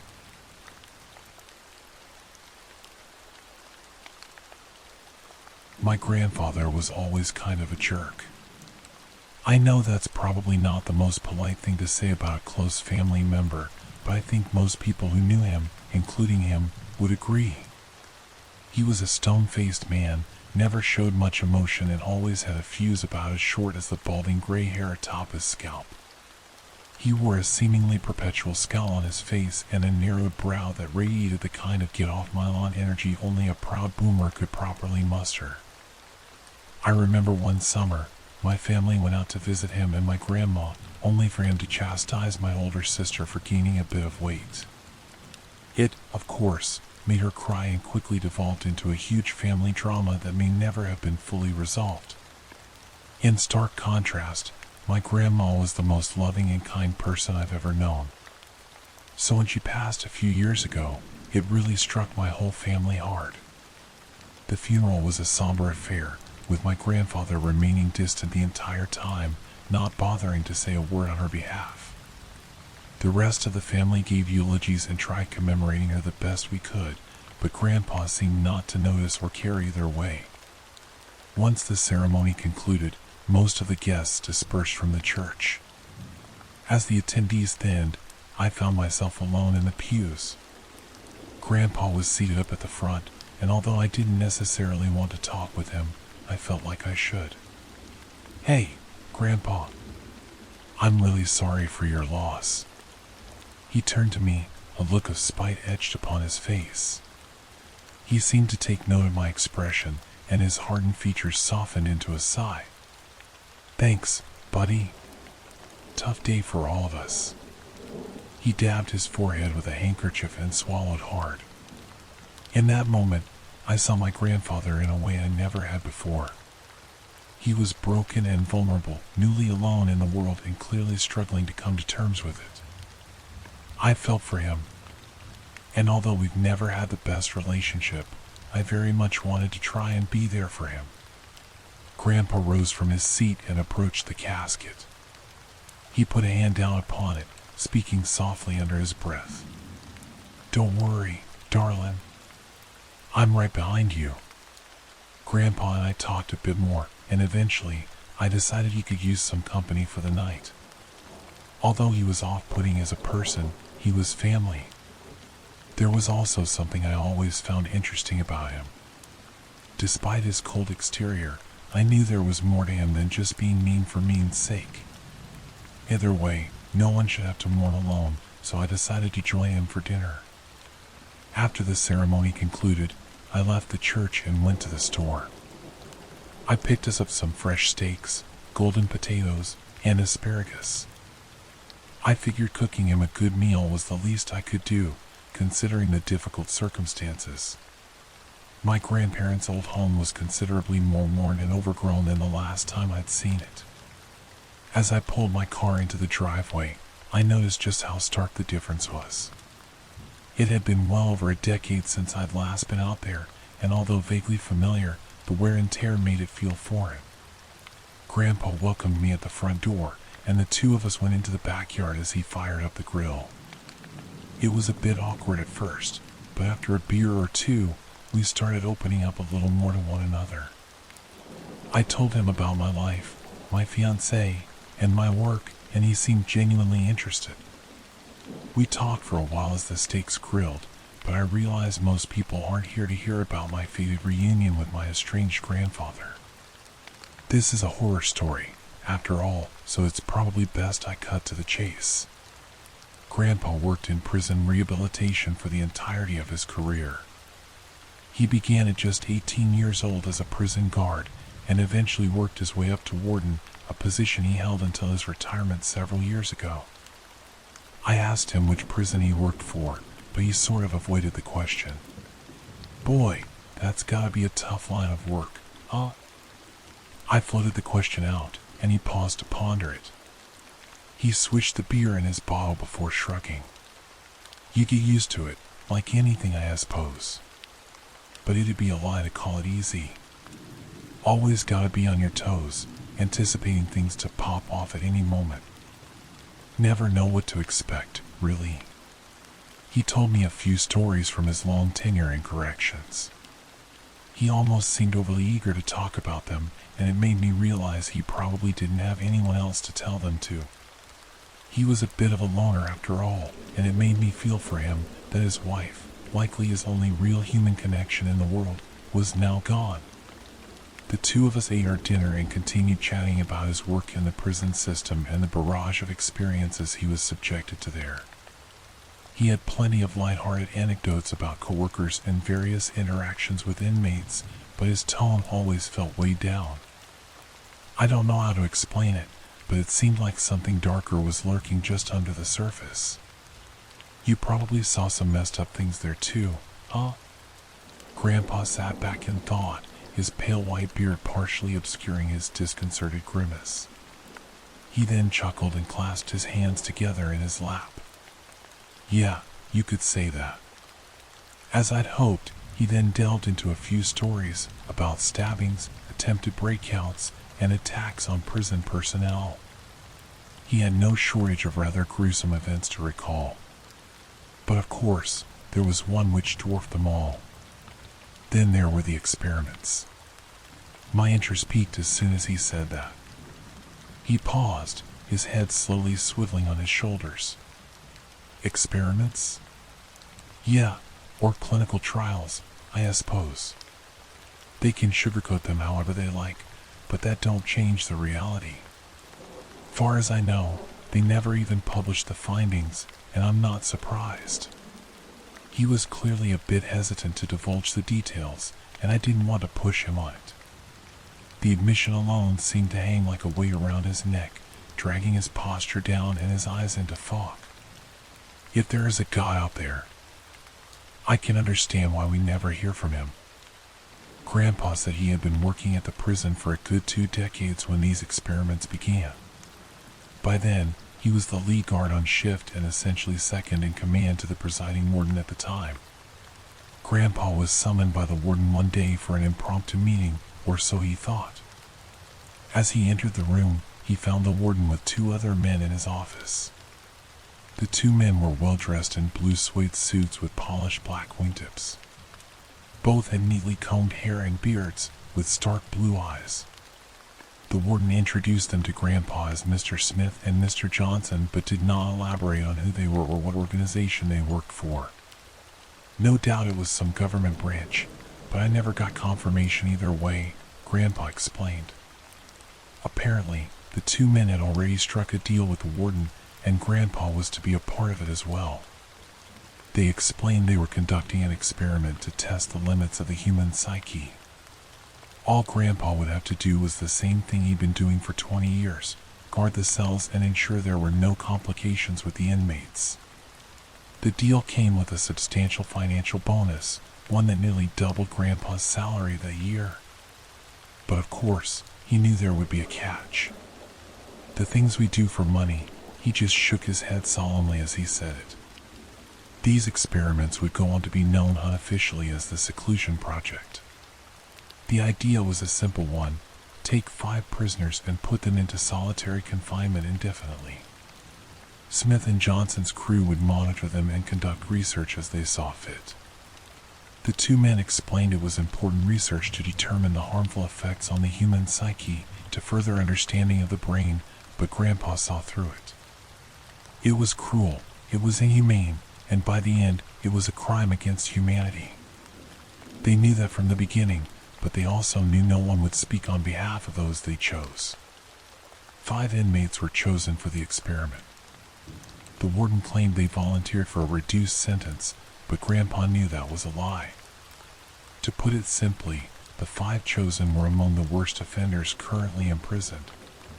Prisoner 1 was a middle-aged white male who had been convicted of multiple counts of aggravated sexual assault against minors. He'd been sentenced to 57 years and had served just 4 up to that point. Prisoner 2 was an elderly white male who had been convicted of the murder and mutilation of 6 different female sex workers over the span of 9 years. He'd been given 3 life sentences and was the longest currently incarcerated inmate in the entire prison.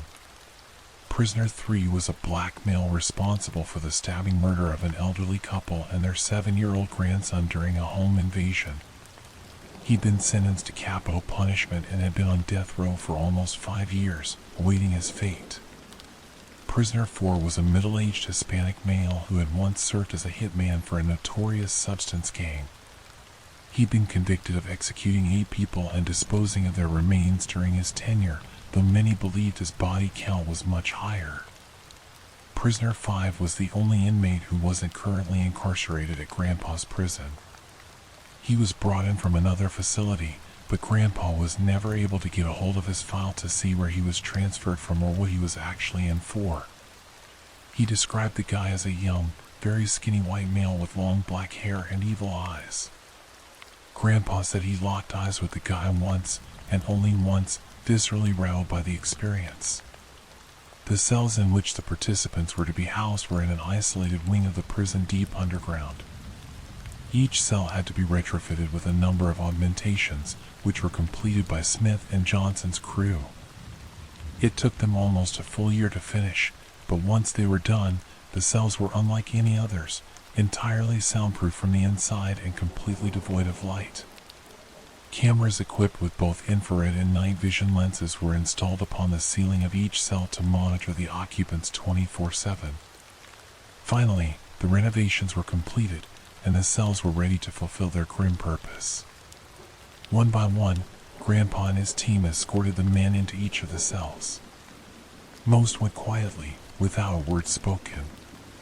Grandpa theorized the men were given promises of commuting their sentences, which helped ensure their compliance, but this was never confirmed. Inmate 3 talked non-stop throughout the trek to the cell, asking all manner of questions about a variety of things. Grandpa and his men just remained silent. Inmate 5 was mostly quiet during the transport as well, his long dark hair covering his face the entire way. At several points, Grandpa swore he heard the guy giggle under his breath.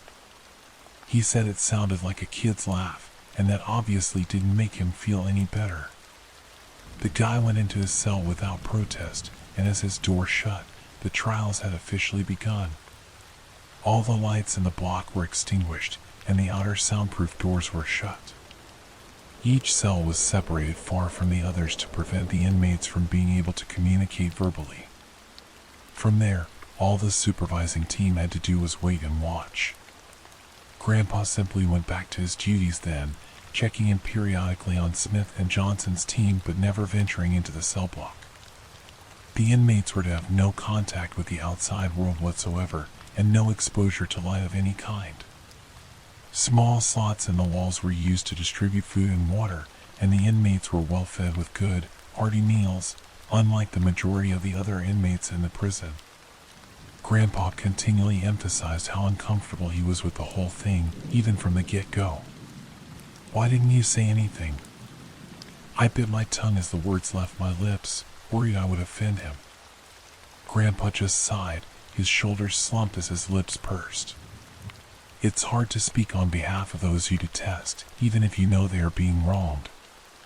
There was a profound truth to his words, and it made me take pause as he added another thought. It's not an acceptable excuse, but he just trailed off there, shaking his head and sighing. After just a few days of seclusion, the inmates were already struggling quite a lot. Inmate 2 had been crying periodically, while 3 showed signs of severe paranoia. The other 3 remained mostly silent. 5 was the most unnerving, however, sitting almost entirely motionless for the entire day aside from sleeping. 4 tried to keep himself busy doing calisthenics like push-ups and sit-ups, while 1 mostly just laid around in various positions, slipping in and out of consciousness. On the eve of day 5, Inmate 2 slammed his head into the side of the cell and began bleeding from his nose and mouth. After the impact, he fell and convulsed for several seconds on the ground as blood dripped from him. He fell still, and my grandpa anticipated them conducting a medical intervention, but they never did. They just continued to monitor, as Inmate 2 was left to his own devices. Later that same day, Inmate 3 suddenly screamed. He began scrambling around his cell, blind, slamming into walls and babbling incoherently. "There's something in here, man. Let me out," he shouted, tears pouring from his eyes. He continued freaking out for a few more minutes until he tired himself out. Then, he collapsed onto the ground, panting heavily, staring upward toward the top of the cell. He couldn't have seen it, but my grandpa swears he was staring directly into the feed of the camera. Inmate 1 began having conversations with himself, apparently acting as both parties on either side of the dialogue. The things he discussed with himself began as asinine, even comical at times, but they quickly took a disturbing turn. He seemed to role-play conversations between a young boy and his father, and the content turned my grandpa's stomach. He wouldn't repeat, or even hint at, the things said, but considering why Inmate 1 was in prison in the first place, I can probably fill in the blanks. Inmate 1 then broke down, sobbing quietly as he held himself in the fetal position. My grandpa says this was the moment that really made him actually feel something for the inmates and question what in the world he'd signed up for. These men did horrible things. Ain't no changing that, he once told me. But even so, you come to realize how everyone has a story. Were they born monsters, or were they made monsters? I won't pretend to understand how these things work. But what I do understand, from one human being to another, is the suffering of life. Things only got worse from there. Outbursts of screaming and sobbing became commonplace among all participants, minus inmate 5. Alone in the silent darkness, they had nothing but their own minds to keep them company, and that company clearly wasn't bringing much comfort. Inmate 4 would often pantomime holding a gun, seemingly acting out shootouts and conflicts inside his cell. His breathing would intensify, and he'd duck and move around as though trying to avoid getting shot.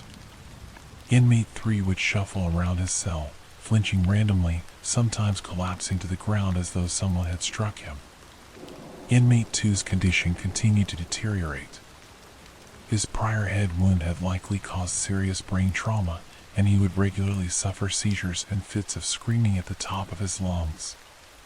He refused to eat, and the food he was given began to pile up at the cell door.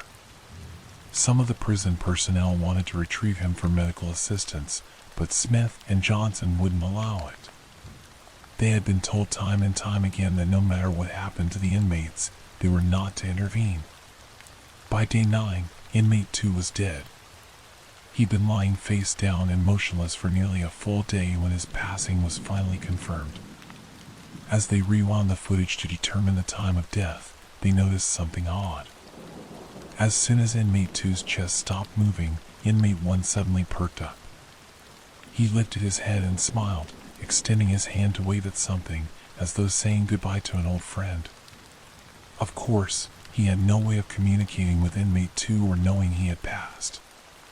It was a strange event, but it was regarded as a simple coincidence. Inmate 1 continued to deteriorate after that, spending most of his time sitting catatonic in his cell. Inmates 3 and 4 also continued to show signs of severe delusions and paranoia. Inmate 4 would randomly burst into fits of screaming as though threatening a rival, before collapsing into hysterical sobbing, begging to be let out of the cell.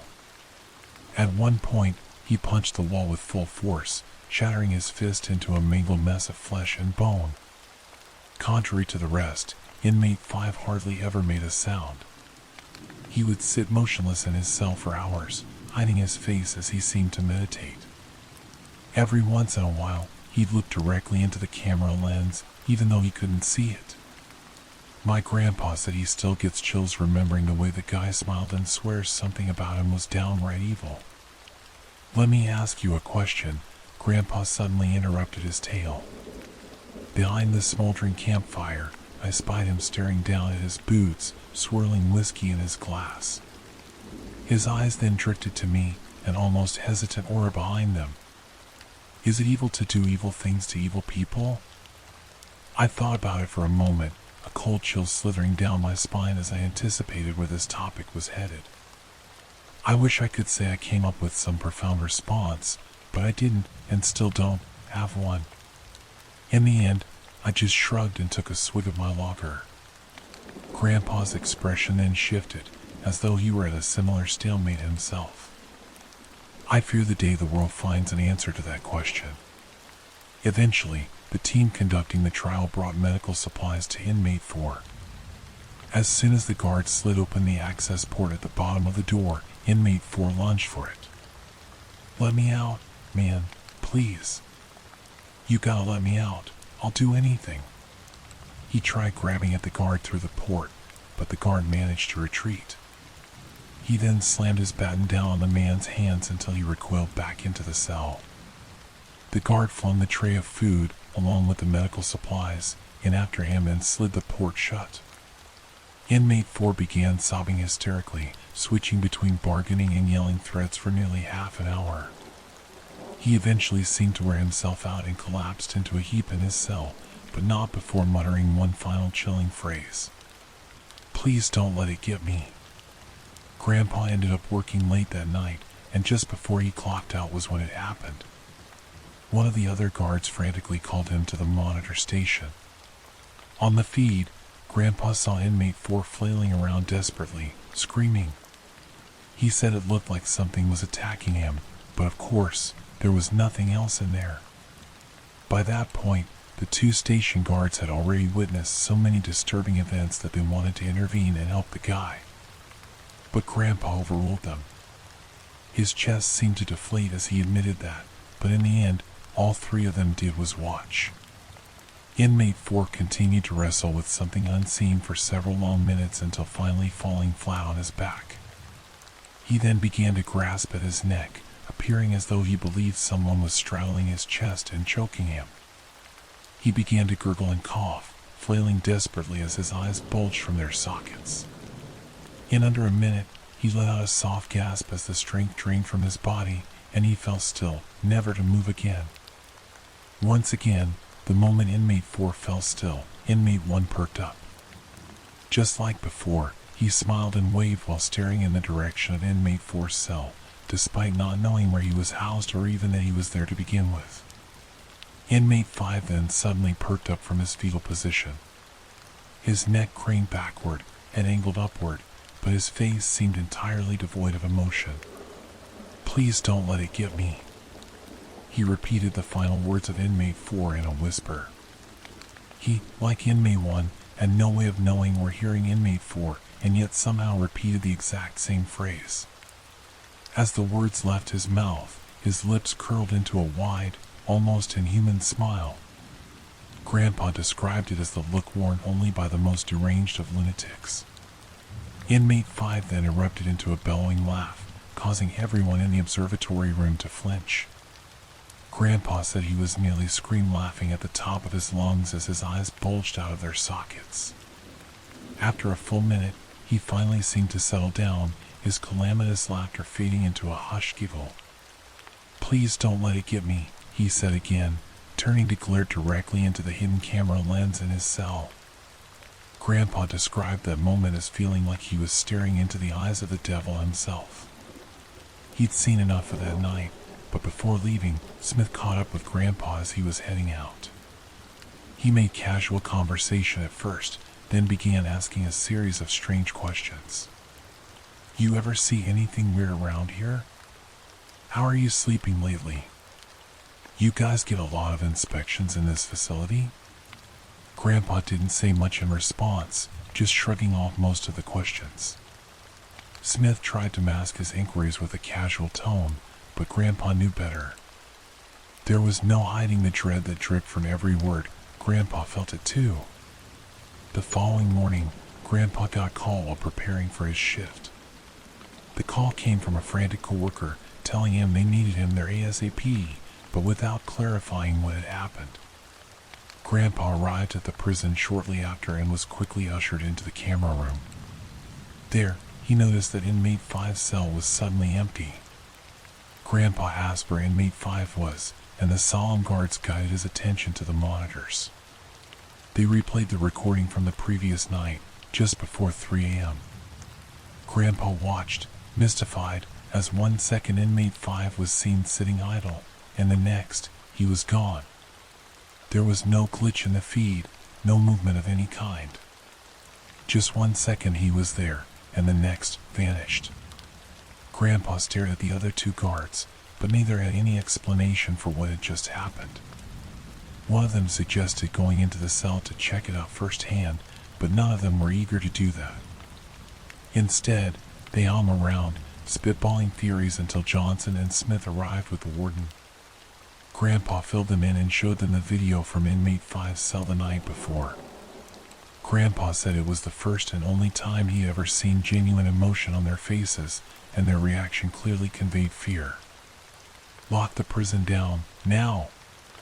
No one comes in or goes out," Johnson commanded. The confused warden sounded the alarm.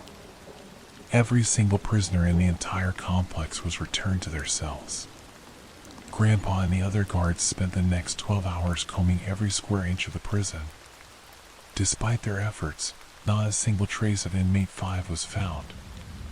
The search was extended beyond the prison walls, but once again, the attempt proved futile. Eventually, Smith and Johnson ventured into the seclusion cell block themselves. By this point, only inmates 1 and 3 were still alive in their cells. Neither reacted as the men entered the block. Inmate 1 continued rocking back and forth, mumbling, while Inmate 3 appeared to be asleep.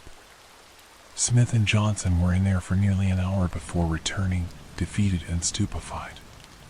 They didn't say much, and by that point, The entire staff was exhausted from the day's events.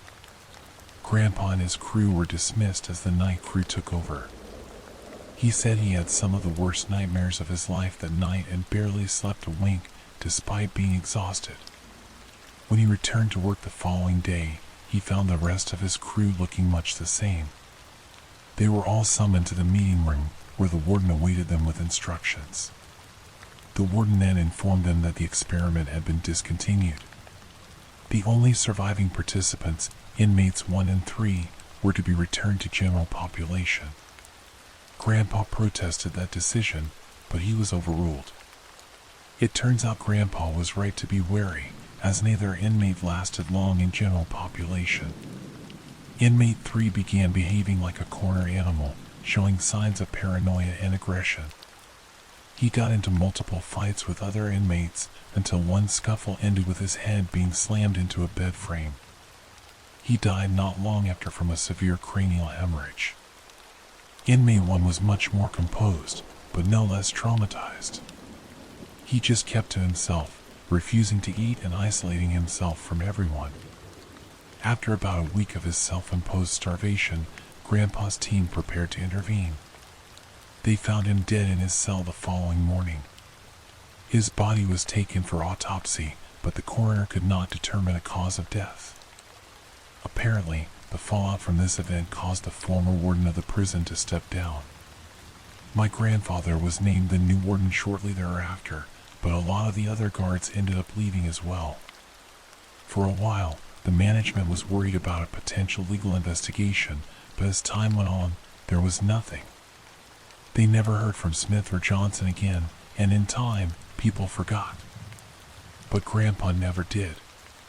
He polished off the remainder of his beer and clasped his hands before him as he concluded his story. The campfire had been reduced to smoldering coals by then, and Grandpa's once serious demeanor appeared suddenly much more crestfallen. We all do things we're not proud of, you know? We all make decisions we think are the best option, but sometimes we're wrong. I did it for the money, no denying it. But why did they do it? Smith and Johnson, whatever their real names were. Why did they do it? His gray eyes drifted to me, as though he expected me to answer. More than likely, he searched for any answer that could be offered, but I hadn't one to give. Did they ever find him? That prisoner that disappeared? Grandpa's head slowly swiveled side to side as his eyes seemed to deflate. As far as I know, he was never seen again. It was in that moment that I almost found myself skeptical. He'd told his story so well that I very nearly believed it. "You're messing with me." I called him on it, but his face didn't falter an inch. He slowly turned to me with that cold, ironclad stare that he was renowned for. He didn't need to say anything in his defense, for his expression told me his words were true, and they had haunted him for a lifetime. How does that happen? How does someone just vanish into thin air? Grandpa shrugged at the question and massaged the back of his neck. He thought for a moment, then smirked, but refused to make eye contact. "If you can figure that one out, you let me know." He chuckled to himself, then crossed his arms. "There was one report years ago. This young gal was at home alone one night when someone tried to break into her house. Poor thing was scared stiff, and the description she gave of the man she'd seen seemed to match inmate 5. He met my bewildered stare as I hung on every word. So the cops look around, but can't find anything. Things calm down, then about a month later, the same young lady vanishes. Never seen again. Never solved." He paused once more, then scoffed as he adjusted his posture. "Course it's impossible, right? All of it is. That's what I'd say if someone told me. But yet I was there, I saw it." He fell silent once more as the two of us contemplated the prospect. I figured it best to allow him to convey his thoughts, and so I waited until he spoke again. "Maybe it's best we don't know. But there was one detail of that troubling story which really spooked me. There was a message written in blood on the front of her house. He paused and glanced at me, as if waiting for me to conclude the thought. It struck me then, and a cold chill slithered down my spine. Please don't let it get me, I answered, and Grandpa nodded solemnly. The two of us just fell silent for a while, contemplating the disturbing story, before he spoke again. There's a phrase I've heard before, maybe you have too. Hurt people, hurt people. People that have been traumatized will traumatize others. Maybe that's what these things we call demons are. Trauma that takes on a life, or existence of its own. He paused, and I contemplated his words once more. It was a frightening thought, but I haven't the faintest clue how these things work, so maybe he's right. It's the best explanation I can think of, but what do I know? I've screwed up my own life enough that maybe I'm just trying to not hate myself. His eyes seemed to gloss over, and his lips trembled. He seemed like he so desperately wished to pour his heart out, and for once be vulnerable, but as always, he didn't. Good talk, bud. Don't stay up too late. That was all I got, his last parting words before taking his leave. It was the last conversation we ever had, but his words have been with me ever since. I didn't know what to make of his story, but he sure seemed to put a lot of stock in it. It horrified me, knowing what he was a part of, but I suppose I shouldn't be that surprised. I'm sure there are all sorts of nefarious experiments and trials in the past, but that's not really what this account was for. Grandpa was a complicated man who lived a complicated life. I never knew him well, but I'm glad I got to know him a little bit. It makes his sour demeanor throughout the years a little less imposing and sheds some new light on why he was the way he was. I just hope he found some peace before the end, but after what I heard, I'm not sure it worked out that way. Grandpa passed away a few weeks after my grandmother did, so I suppose he was right when he shared those words with her. I heard from my aunt later that he'd been found in his favorite chair, a cup of coffee beside him with a single piece of paper in his lap, etched in a simple handwritten phrase which rattled me to my core. Please don't let it get me.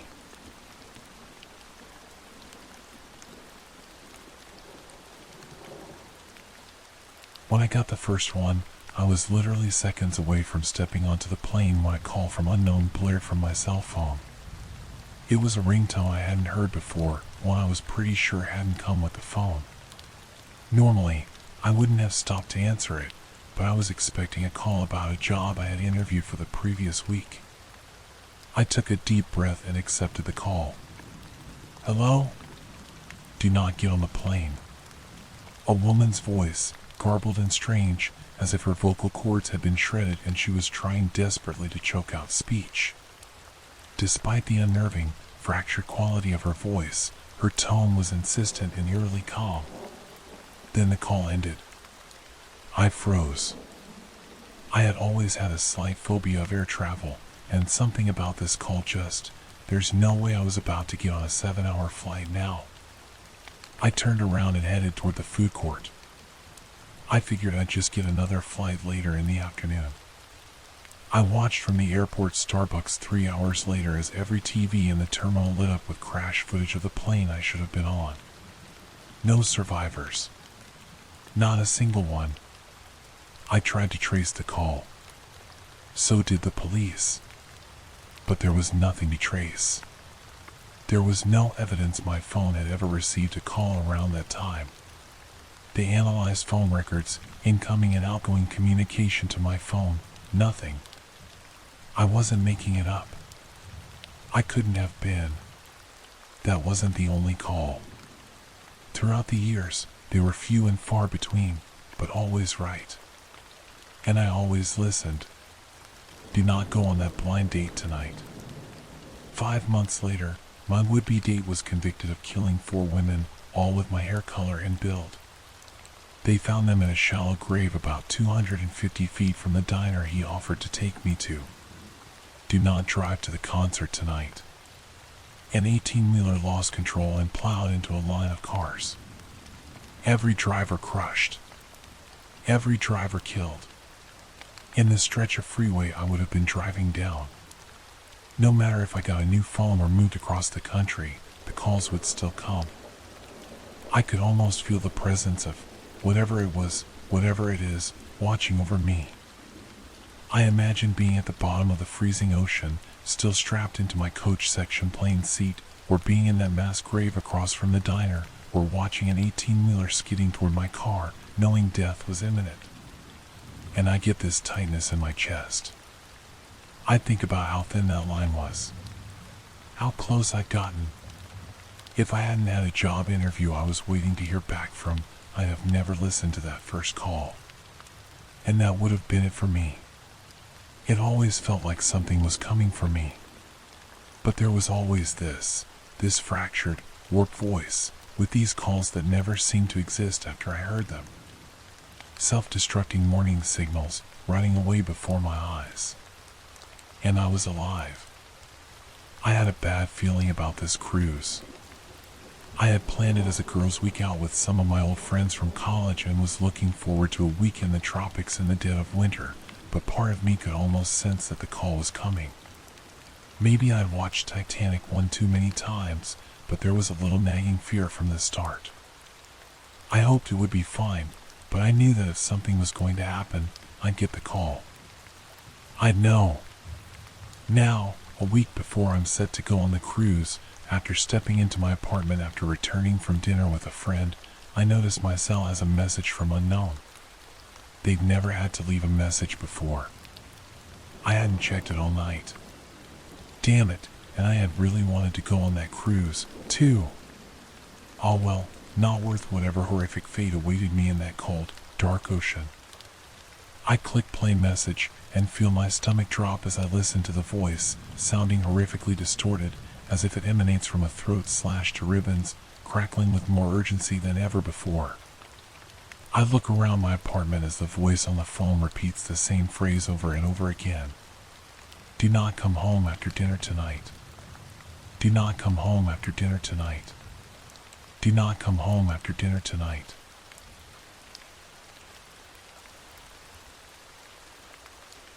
There is no fear as potent as the fear of the unknown. No monstrous visage discovered yet has been as terrifying as the infinite potential for horror which exists before the mask is removed.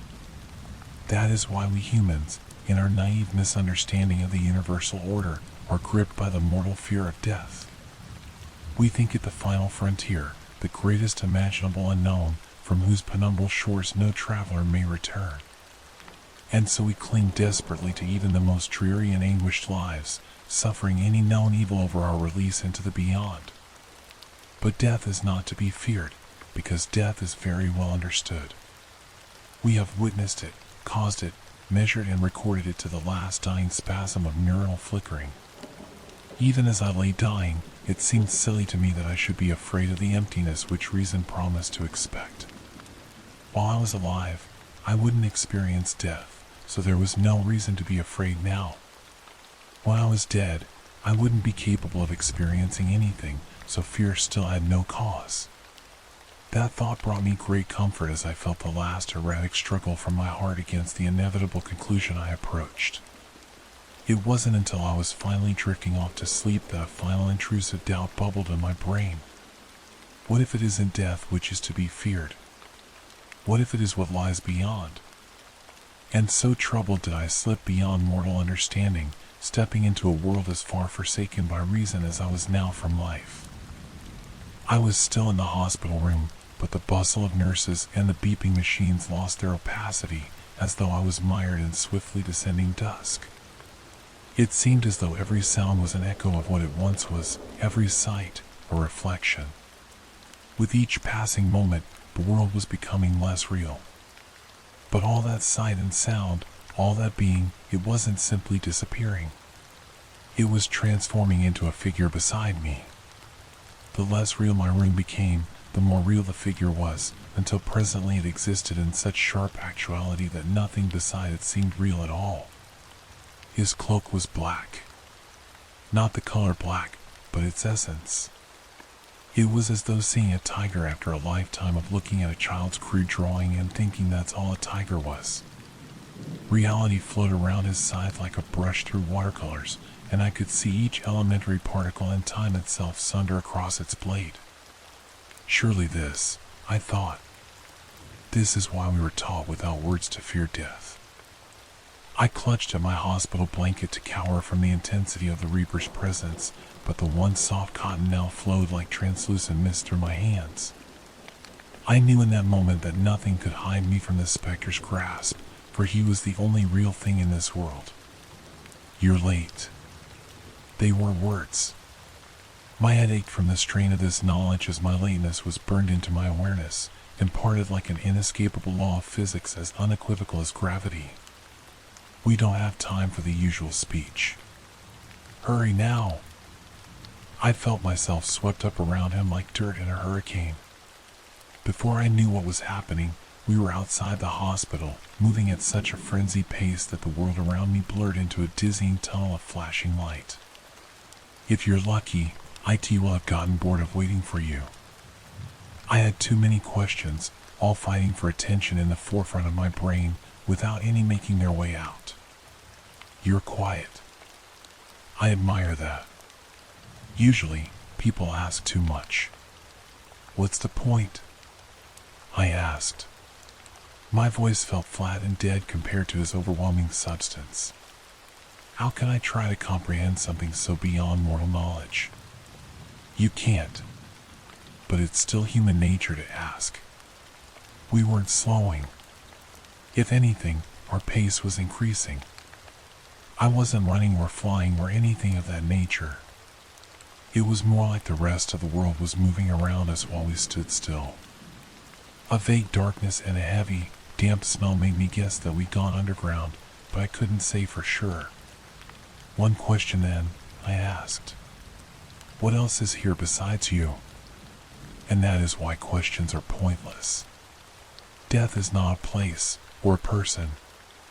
It's all there is. Troubling thought, but made more so by the growing howl which began reverberating the rocks around me. We still seemed to be descending into the earth, and the air was growing warmer and denser now. The sound continued to mount, as though the world itself was suffering. "Then what is IT? What I'm here to protect you from." The rock split from a flash of his scythe, and the ground opened further into a sprawling cavern dominated by a subterranean lake. "But I thought you said you were all there is." "No, I said death was all there is." We were moving any longer. Light glinted off the side from some unseen source and streamed into the lake like a tributary. Once inside, the light didn't reflect or dissipate, but swirled and danced like luminescent oil. "I thought you were death." "Death is not a person." The light was taking a life of its own inside the water. The still surface began to churn with the enigmatic energy. It took my scattered mind a long while to realize that I was the energy flowing into the lake. I still felt tangled up with the figure, but we now existed as a beam of light boiling into the water. I knew I wouldn't understand, but that didn't stop me from feeling frustrated. If death is all there is, then what is IT? What was waiting for me? The water pressed in around me, and I couldn't speak, although I could still draw breath somehow. IT is here. Something was in the water around me. Hands grabbed me by the legs and began dragging me downward. I was amazed to even discover I had limbs again. They felt so alien to me that it was almost as though this body was not my own. Light flashed from the scythe, then again. The hands let go, and the howling rose once more. The Reaper was fighting something, although I couldn't make any sense of the battle except for the madness of thrashing water. The howling earth reached its crescendo, and the screams made the water around me convulse and contract like living fluid. Had the Reaper cut it? Was I safe? I began to explore my new body in the water, but just when I thought I was beginning to gain control, the hands clutched me once more. I lurched downward, struggling in vain against their implacable grip. What is here? I tried to shout against the suffocating liquid. What is happening? But I couldn't sense the Reaper's presence any longer. The heat was unbearable, but the cold depths the hands were dragging me toward were even worse. I became aware of a blinding light at the bottom of the lake, and though I struggled, the hands dragged me inexorably onward. I'm sorry. I couldn't fight it off. It seemed to be coming from so far away now. We will try again next time. The pressure, the heat, the noise, the hands dragging me into the blinding light. I closed my eyes and screamed. I was free from the water now, but I just kept screaming. I couldn't bear to look at whatever had stolen me. Whatever was death but wasn't, whatever even the Reaper could not defeat. Then words spoke. Real, human words from a real human mouth. My senses were so distraught that I couldn't make sense of them, but I'm guessing they were something like, "Congratulations. He's a healthy baby boy. Most people can't remember the day they die, or the day they were born. I happen to remember both, and I know that they are the same."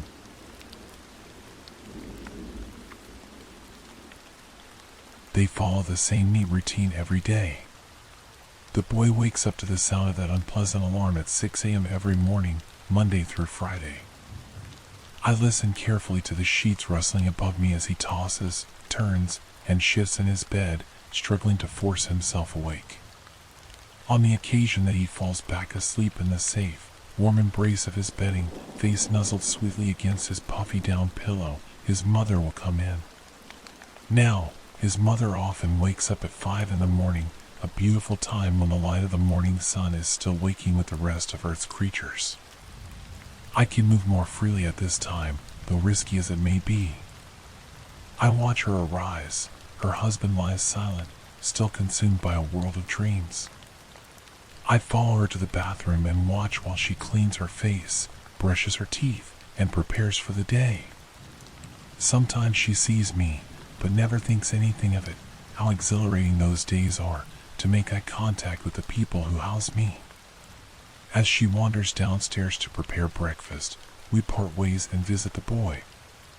As I mentioned earlier, on occasion he will sleep in, much like today. I stretch out and relax, awaiting the mother's arrival. It is always pleasant to be in the company of my family. She arrives on schedule.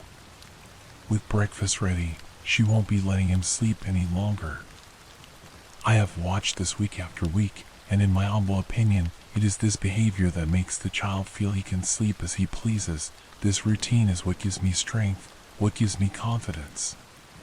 My eyes follow the door as it opens, and I watch her fuzzy slippers step closer. Her skin smells so sweet. For a woman of her age, her soft flesh is so tightly wrapped around her legs, it is all I can do to stay put and not act on instinct. I let the aroma fill my nostrils and allow her voice to dance along my ears. She walks out of the room, and soon my vision is obscured by cartoon character pajamas and bare feet. His toes are so small, so delectable, little treats on little feet. I reach out to touch them, my claws leaving the safe haven of darkness that conceals all that go bump in the night. The light burns my flesh as my claws sprout from under the bed. They brush against his clothes, so very close to that youthful perfection. The pain surges through my hand, my arm, it's almost more than I can handle. I reach forward to grab his ankle, and he steps away. I pull my hand back under the bed, nursing the burns, but the thrill of the hunt fills me with glee. I am so proud of how good she is to him and how much he is growing into a little man. I fade into the shadows and vanish from his room. The father is still asleep. It's 7 a.m. now. The bus should be arriving for the little one soon, and how I will miss him. I contemplate following him to school, but risk outweighs reward. Exciting as the thought is, to be left stranded in a schoolyard, even though I would be blessed with tender morsels left and right, I may not make it home. The last thing I would want is to leave my home unguarded, to come back and find it claimed by another. No, I must defend my home, defend my people, till their bitter end. From their closet, I watch the father sleep. The door was left cracked open this morning. He disgusts me. He is by no means a pleasant person. His flesh is coated in filth and he only bathes when forced by the wife. I find myself all too often eagerly awaiting his departure to work.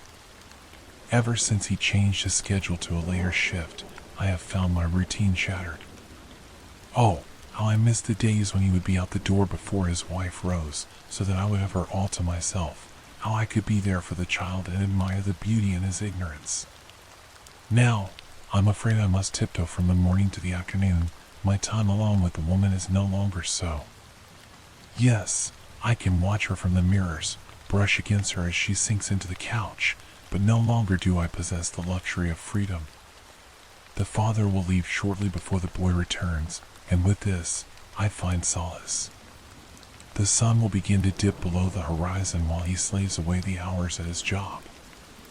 As night dominates the sky, I can move as I wish, inside and outside of my home. Well, I used to go outside. Lately, I have noticed prying eyes gazing at my family from the windows, concealed by darkness. I am tempted to get rid of them, but I don't know how many wait, and I can't risk leaving my people exposed. My kind grows very envious of those of us with homes and families of our own. They seek to destroy our success and ruin everything we worked so hard to accomplish. I've found myself staring out the window, watching as shadows jump from streetlight to streetlight, contemplating if the less fortunate can be of use to me. I may have a decision soon. Perhaps tomorrow night I can have a chat with the little one. They call today Saturday, and I share mixed feelings for this one. I have my humans all day, but this also means the foul one lounges on the couch, shoveling filth down his gullet and barking at my people like a savage beast. Today was a true test of my self-control. Today he hit my boy. The little one was running around, talking about his school week and what simple things his brain consumed. He was so excited. I was so excited. I wanted to embrace him and share my pride, but to do so would be disastrous for us both. I watched as he spread his joy across the house, but anxiety and fear grabbed hold of me when he approached his father. I could see what was going to happen as the boy tugged on his father's sleeve and talked louder than the television in feeble hopes of gaining his parents' attention. I saw the disdain on the large one's face. I felt the rumble of his growl as the boy continued. My claws dug into my hands as I waited, helplessly. Then it happened. He struck my boy while shouting profanity. The child ran to his room, holding back tears, refusing to show his pain.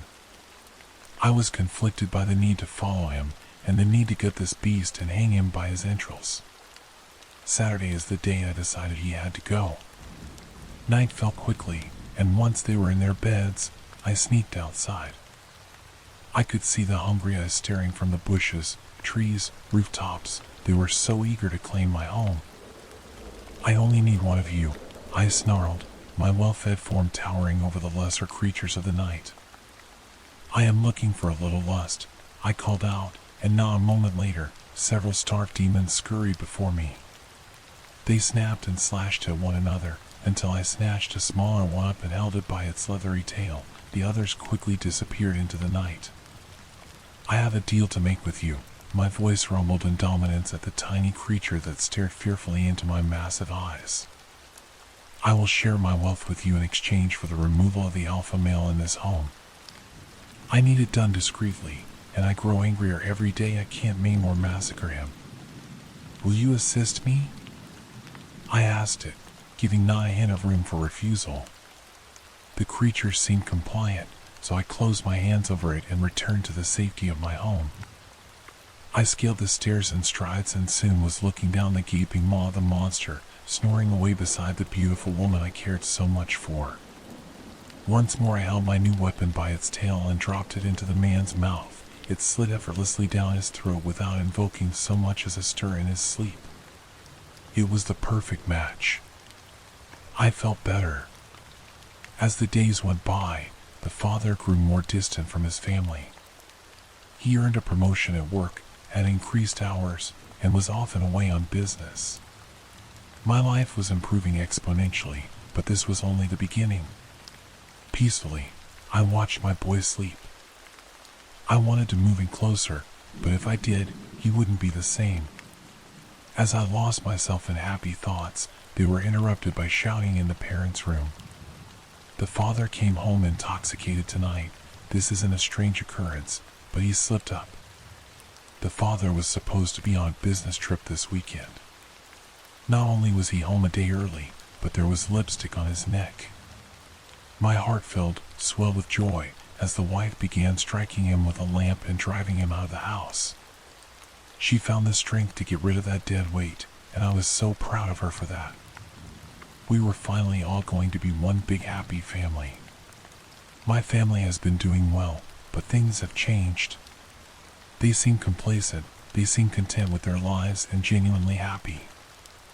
I want to be happy for them, but I feel strange. When the father was around, I was so upset, so disturbed, but I was powerful and a force to be reckoned with. The mother has taken to new habits. She admits when she is wrong. She replaces punishment with a teachable moment. She has become so humble. Yet they are so happy. Why can't I be? I feel so weak. I feel sick, and I think I have been losing weight. I hadn't thought about what I was doing, and now I am going to die for it. They will never know I existed. They will not miss me, and I will rot away in the shadows. I only hope the boy can fight off the demons that will nest and make this their home. He will have to forgive his father or invite in wrath. He must stay active in school and avoid sloth.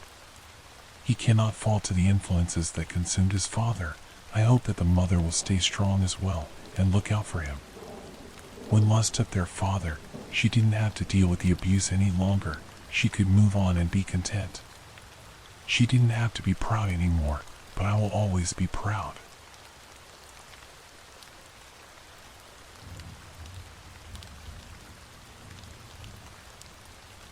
My wife died at 1:33 p.m. on Friday afternoon. Her passing was not unexpected. Polly had been diagnosed with breast cancer the year before, and sadly, the doctors caught it too late. But still, she fought with everything she had, enduring months of intense chemotherapy until all her strength was exhausted. The last few weeks of Polly's life were spent in a hospice bed, with me by her side in a constant vigil. She was conscious and able to talk and eat for the first week, and I brought in her favorite foods as we talked, laughed, and watched our TV shows and movies.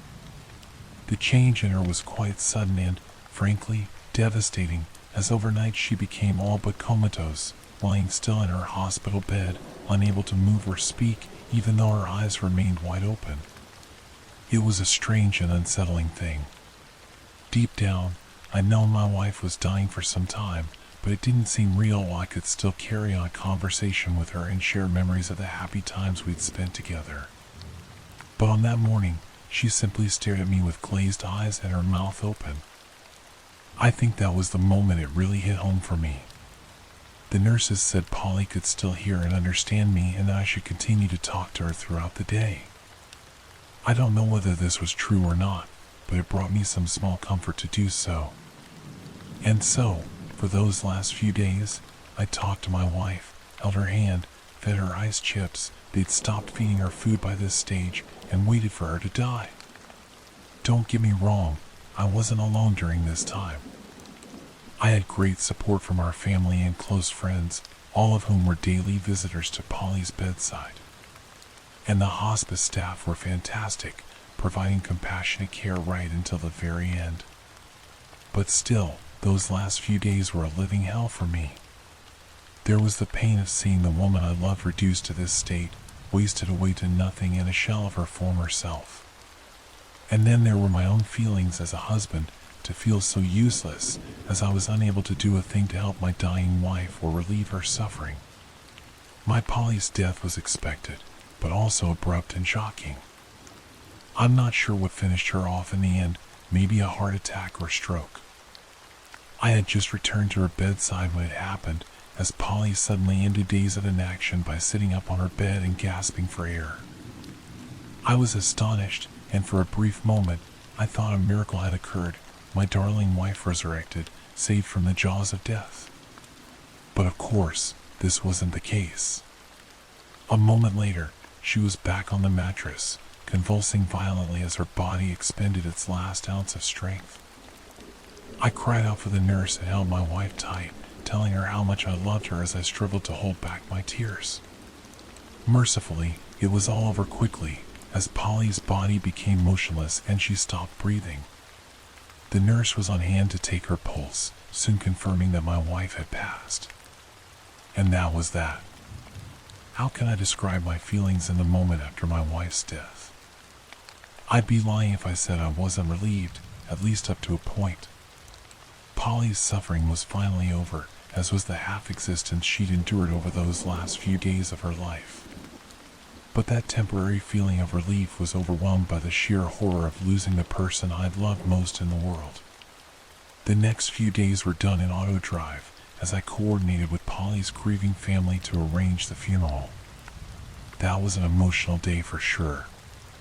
Many tears were cried, especially as we watched the coffin being lowered into the ground. But I took comfort from all the family and friends who attended and the heartwarming stories that were shared. It was the days and weeks that followed that were the hardest, when I went home alone to a house filled with memories of Polly. Her clothes, her pictures, her books, even her scent was still present. And then, of course, there was the empty side of her bed. Everywhere, there were reminders of what I'd lost, highlighting the emptiness in my life which had so cruelly been thrust upon me.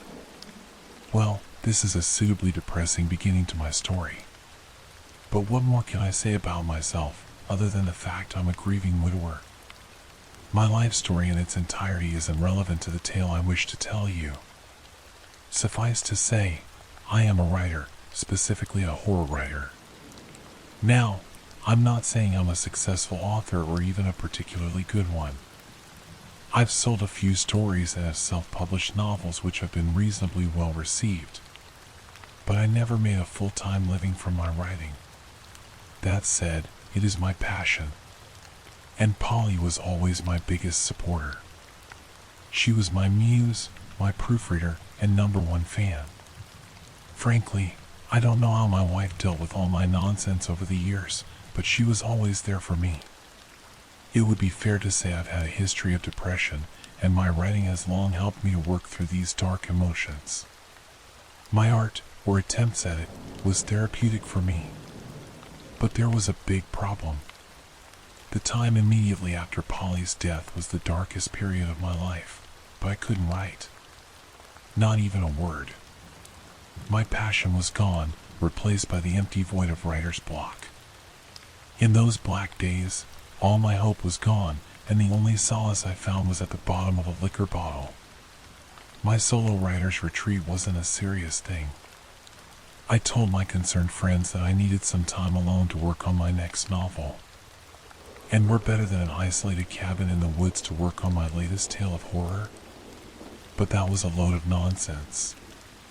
In reality, I was tired of my friends lecturing me on my drinking and wanting to get me out of the house. Honestly, I just wanted a place to be alone so I could wallow in drunken self-pity. But what I found out there in the woods was something I never could have predicted. And, despite the horrors I faced on that long night, I truly believe the experience saved my life. What can I tell you about the small log cabin where I was forced to face my demons? It was nothing out of the ordinary, quaint, tidy, but basic. I had the essential amenities but no phone signal or internet connection. I was indeed isolated from the outside world, my only company being the multiple bottles of cheap vodka I brought down with me and a laptop I didn't expect to use. I'll admit there was a peaceful tranquility in those woods, which I appreciated while looking out upon the pine trees with the sunlight creeping through the canopy. For a time, I did take comfort from my natural surroundings, but this respite was only temporary, and the grief and despair crept back in as soon as the sun went down. The darkness reminded me of all I'd lost and of the emptiness in my life. But when I looked into the dark forest, I didn't feel fear or apprehension. This, in a sense, was even more depressing. There was a time when my fertile imagination would have been filled with images of witches, werewolves, ghouls, and other ancient terrors. But not now. I've loved horror my entire life. The idea of being scared always appealed to me in some perverse way.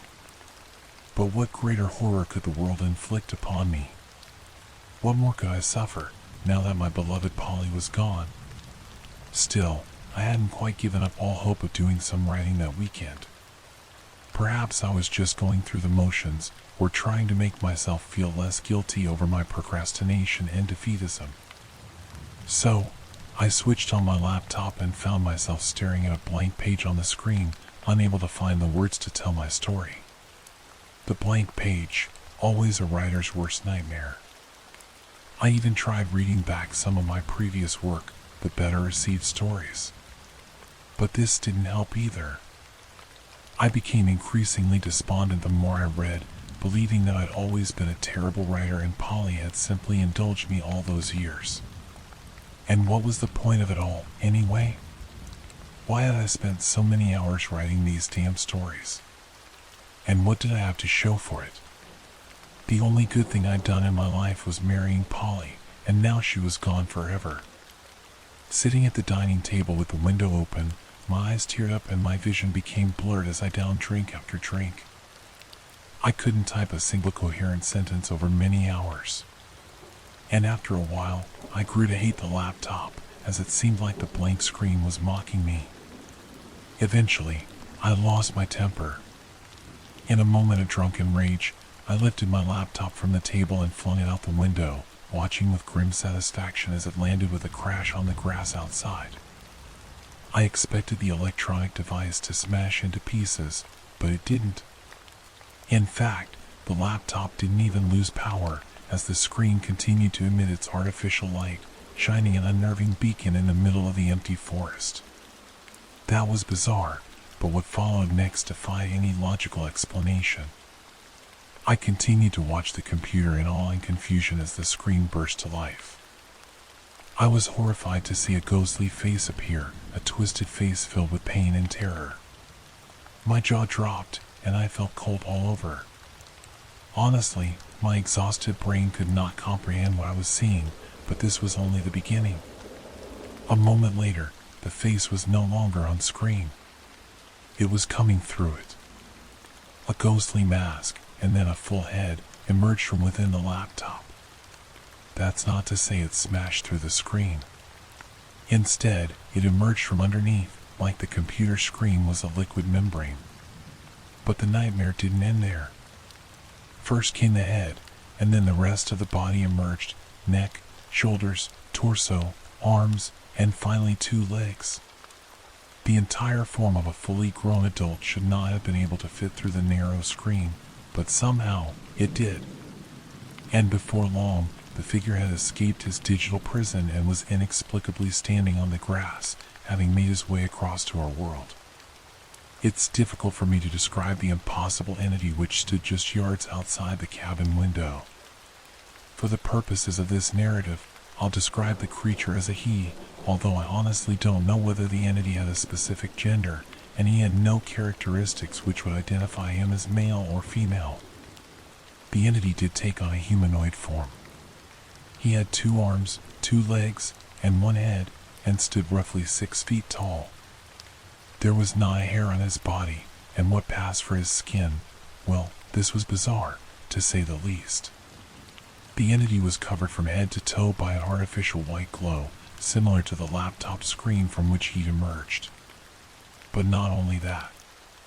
His fluorescent white hide was also covered by words stretched across his skin like full-body tattoos. But these words weren't painted onto the entity, they were a part of him, making up his DNA. And as I looked closer, I realized the words that consumed him were my own, the product of my own twisted mind and the text from my stories. My eyes widened, and my whole body shook almost uncontrollably. I was unable to avert my gaze from the horror before me, and I continued to watch in awestruck terror as the entity slowly turned around to face me. He had few distinguishable features on what passed for his face, no nose or ears that I could see, and only a slit where his mouth should be. But when I looked into his hideous eyes, my heart almost stopped. Those damned eyes, if you can call them that.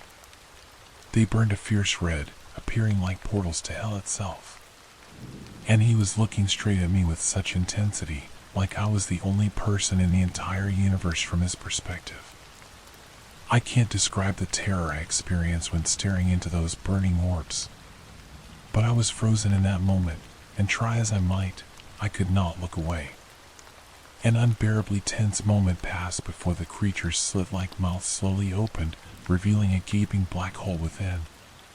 Then the creature emitted a blood-curdling scream, which echoed through the forest, a banshee-like wail that shook my very soul. This is what broke me from my terror-induced paralysis. I darted forward, slamming the window shut as the unholy screaming continued. Next, I retrieved from the living room, turning my back on the horrifying creature as I fled into the hallway and then to the bedroom, slamming the door shut behind me. I cowered inside the bedroom for quite some time, my head throbbing and body trembling. The screaming eventually stopped, only to be replaced by an ominous silence. Ultimately, I worked up enough courage to creep over to the bedroom window, tweaking back the curtains so I could peek outside. But there was no sign of the bizarre entity I'd witnessed only moments before. In fact, there was nothing out there, nothing but the dark trees, and no sounds other than the distant chirping of crickets. I began to reassure myself. Surely, I had imagined the impossible creature. His appearance must have been a hallucination brought on by substance use and sleep deprivation. I laughed bitterly at my own foolishness, telling myself how ridiculous this all was. There was no monster outside. Nothing had emerged from my laptop screen. Ghosts and ghouls weren't real, and the only horrors in this world were suffering and inevitable death. I picked myself up and sheepishly exited the bedroom, making my way back to the living area. Looking out the front window, I saw my laptop still lying on the grass, its screen now black and its power off. I shook my head before sitting back down at the dining table and pouring myself another drink.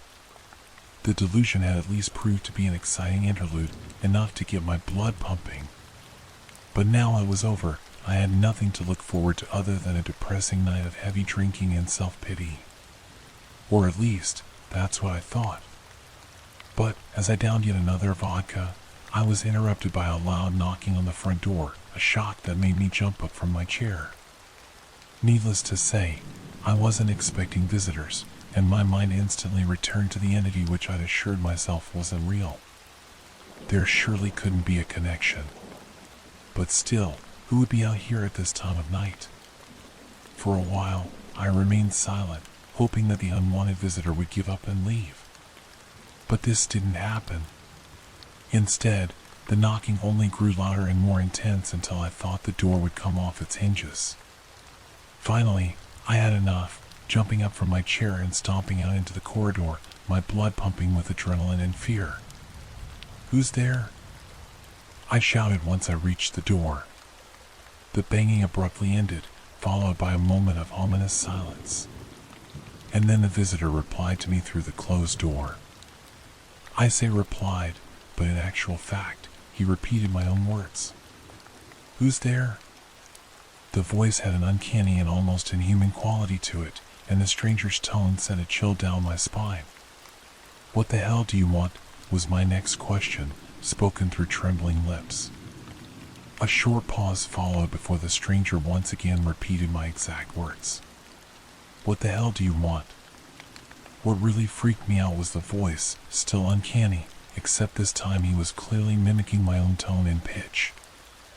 I felt scared and insulted at the same time, believing the unwanted visitor was deliberately mocking me. "You're trespassing. Get out of here, or I'll call the police," I exclaimed. This was a bluff on my part. There was no mobile signal out here, and the cabin didn't have a landline. I guess the stranger saw through my lie, because his response was even more cruel mockery. "Trespassing. Call the police." What followed was a twisted cackle that made my blood turn to ice.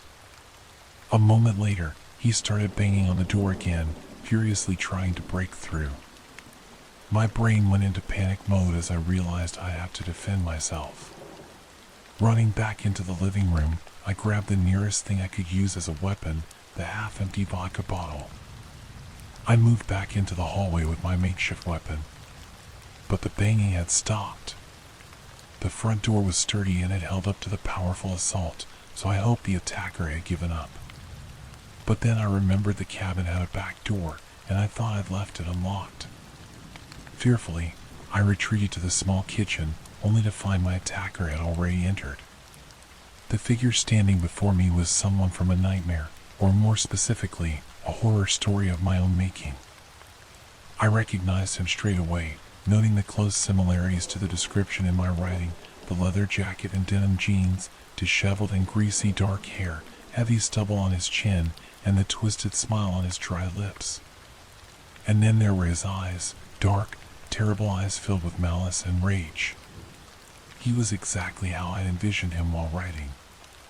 But how could he be here in the flesh? I stood there, staring at him across the kitchen floor, paralyzed in shock-induced fear and unable to utter a word. "You know who I am?" the intruder snarled. "Yes," I answered, in little more than a whisper. The intruder's name was Jack Leach, and he was a serial killer from a hellish dimension, dropped into our world to cause bloody mayhem. Jack grinned sadistically, his eyes lighting up with murderous glee. "Then you know why I'm here," he spat. In that moment, I swore I could see something else behind those dark eyes, a burning crimson I'd seen before. But I didn't have time to put two and two together, because a second later, Jack was charging manically toward me like a predator descending upon his prey.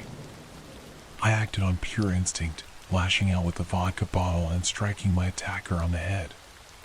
He grunted as the glass shattered and fell to the floor. I ran, heading for the front door and struggling with the lock. But Jack was soon back on his feet. His head was bleeding, but the killer was furious, shouting obscenities as he charged down the hallway. I was still trying to get the door open when he hit me from behind, punching me hard in the lower back.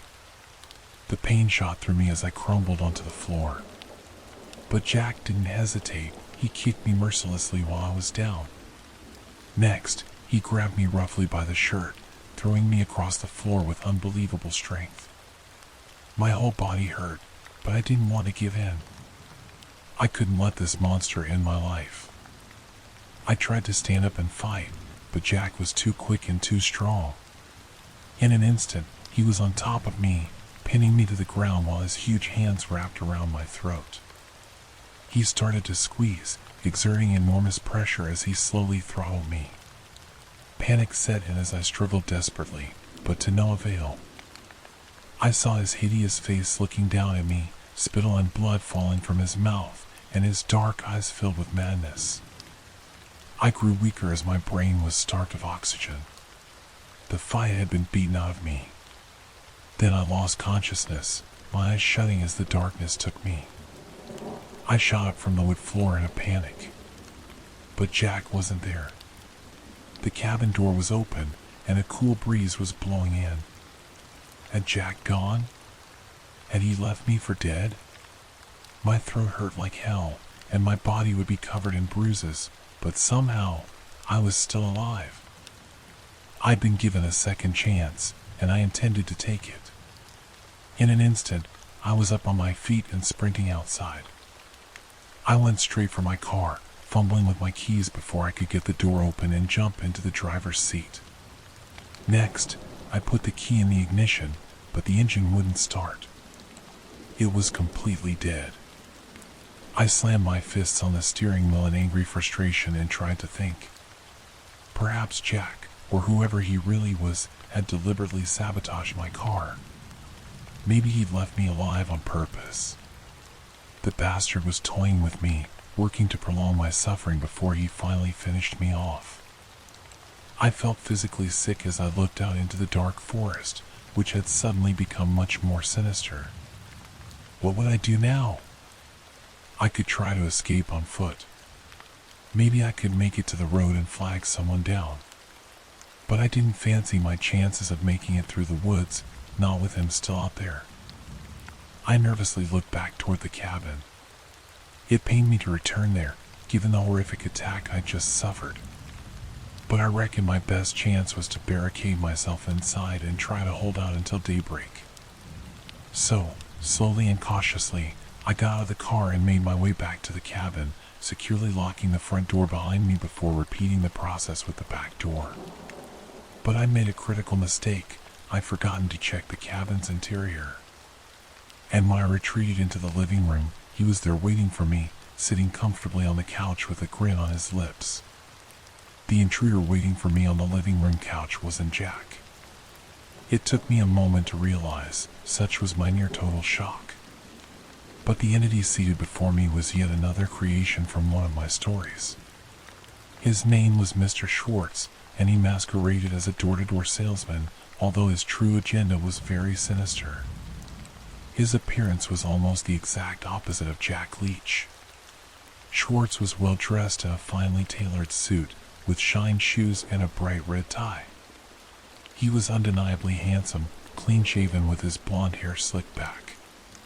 The smile on his lips seemed genuine enough, as did the twinkle in his blue eyes. But, on closer inspection, I could see the malice in those eyes, and something else too, a red tinge behind his pupils, which hinted at the true identity of Schwartz and of Jack Leach. My aching brain was finally putting the pieces together, but perhaps Schwartz could fill in the blanks. He stood up once I entered the room, smiling amicably as he offered his hand in friendship. I refused to shake, but Schwartz was undeterred as he addressed me by my first name. "Please, Edward. I am not your enemy. I simply want to talk. Please, take a seat." He nodded toward the chair facing him. I thought for a moment, trying to decide what to do. None of this made any sense, but I had been forced to accept the impossible. If my theory was correct, then the entity that had emerged from my laptop screen could take on multiple forms, first as Jack Leach, and now as Mr. Schwartz. I had no idea how this could happen, but one thing was for certain: the entity had tried to kill me, strangling me within an inch of my life. And sure, Schwartz wasn't threatening me right now, but I knew all too well how dangerous he could be. My instincts told me to run, but where would I go? And how far was I likely to get before he caught up with me? As unpleasant as it was, I felt I needed to stay and hear him out, and perhaps I would discover the creature's purpose. And so, I sat down with the beast and asked him the most obvious of questions. "What are you?" Schwartz's smile didn't falter as he answered. "You know who I am, Edward. You created me, after all." I shook my head in disbelief, not wishing to meet the monster's gaze. "Whatever you are, it's clear you can transform with the blink of an eye," I said fearfully. "You're using my own words against me, taking the form of the monsters I created on page." Schwartz chuckled before repeating what I'd said in an apparent confirmation. "Your words, your monsters." I felt a burning anger in that moment, meeting the monster's eyes and seeing the red orbs which showed a glimpse of his true form. "What do you want from me?" I spat. Schwartz laughed gently once again before revealing his agenda. "Come now, Edward, you know who I represent and what I can offer you. And I know what you desire more than anything in the world. Polly, your beloved wife." My stomach dropped as I was sickened to hear my lover's name come out of this beast's foul mouth. "What the hell do you mean?" I asked impatiently. "Polly," he repeated. "I can bring her back into your loving arms. You can be together again, and all I need from you, Edward, is a pledge of fealty." This time it was my turn to smile, because I understood what was happening here. In my story, Mr. Schwartz was an emissary of hell, a demon in fine clothes who would visit the sad and desperate, offering them vast riches or the return of lost loved ones in exchange for their souls, of course. "I'm sorry, Mr. Schwartz, but you're forgetting one thing. I know how this story ends. Anyone who makes a deal with you and your master lives to regret it. Schwartz was fast losing patience and anger entering his voice as he became more direct. So, what is your answer, Edward? Yes or no? I thought for a long moment, seriously considering the entity's proposition. Could he really bring Polly back? And would it be worth sacrificing my own soul to give the woman I loved a second chance? But no, it must be a trick. The entity didn't have the power to bring back the dead. He was merely mimicking the character from my story, speaking his lies and offering false promises. In the end, my decision was an easy one. That's a definite no, I answered defiantly. In that moment, Schwartz's mask slipped, and his words were filled with a bitter fury.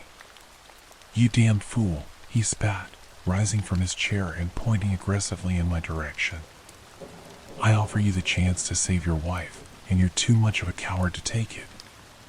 You want to know the truth, Edward? You prefer to dwell in self-pity and grief, to drink yourself to death. You're a pathetic worm, and you were never good enough for her. I saw red in that moment, unable to contain my anger after his hateful tirade. Jumping up from my chair, I confronted Schwartz, screaming in his face and shouting, "Go back to hell!"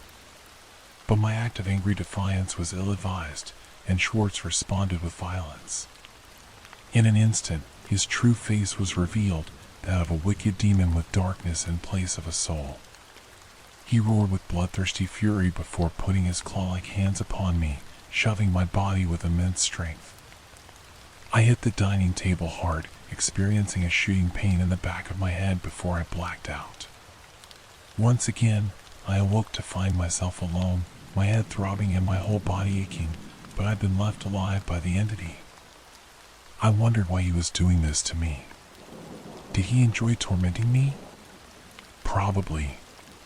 The manifestations of Jack Leach and Mr. Schwartz had beaten me half to death, but the real damage was done to my already fragile psyche.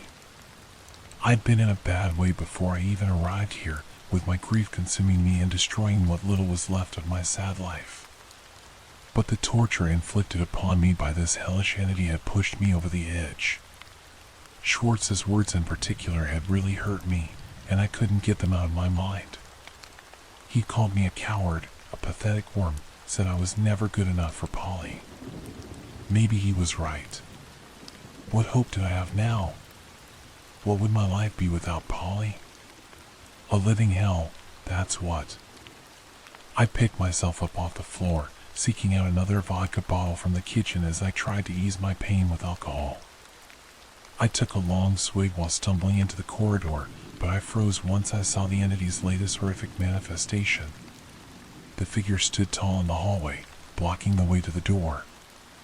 No matter, as I knew there was no escape from this evil. The monster before me had no mouth, no visible eyes, and no physical features whatsoever. It took the shape of a man, but his form was nothing but darkness. My heart sank as I realized what I was seeing, yet another monster of my own creation. I called this beast the Shadow.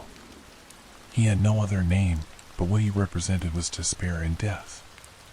In my story, the Shadow had stalked the halls of a haunted hotel, driving the residents to despair and suicide before the staff and ghouls joined forces to defeat the demon. My characters had worked together to survive, but I was alone, and in that moment, my last shred of hope was gone, replaced by nothing but empty despair. The Shadow didn't speak. In fact, I don't believe he could speak other than to transmit images of horror into my subconscious. But he did raise what passed for his arm, pointing in the direction of the bedroom. I could no longer defy the entity and instead followed his instruction without question, dropping the bottle and slowly walking into the bedroom to face the horror within. The end the entity had apparently prepared for me was simple yet chilling, as I saw pre-prepared noose hanging from the ceiling with a strategically placed chair beneath it. And finally, I understood. The entity wasn't going to kill me. He wanted me to end my own life. I knew I should fight back, but all my strength was exhausted. Polly was never coming back, and perhaps death was the only way I could be reunited with her. That was assuming there was an existence after this life. But even if there wasn't, death would at least relieve me of my misery and grief.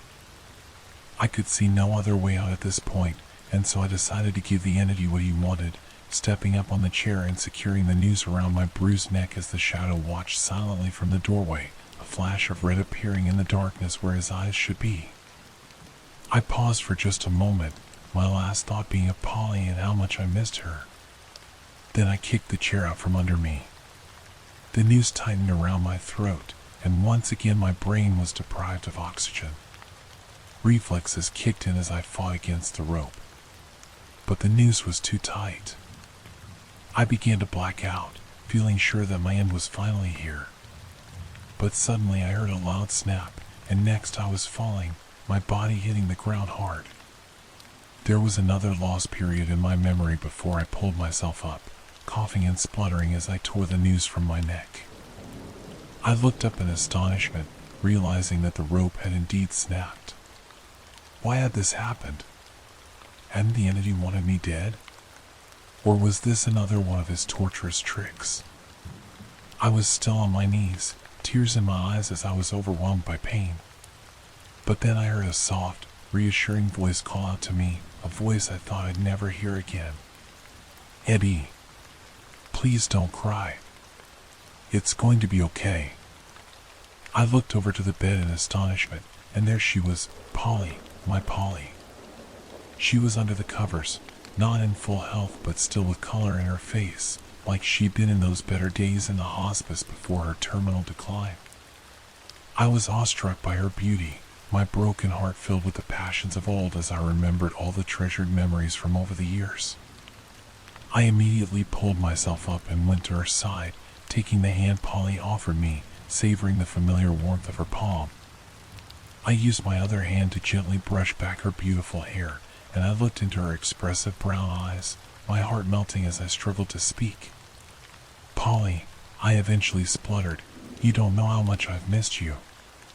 She smiled gently, squeezing my hand tighter as she answered, "I know, Eddie. I know all too well. I've seen how much you've suffered since my passing. I know you're hurting, my love, but I'm here to tell you, this has to stop." I shook my head in confusion, not understanding what my wife was saying. "What has to end?" I asked. "What you're doing to yourself, Eddie," she answered.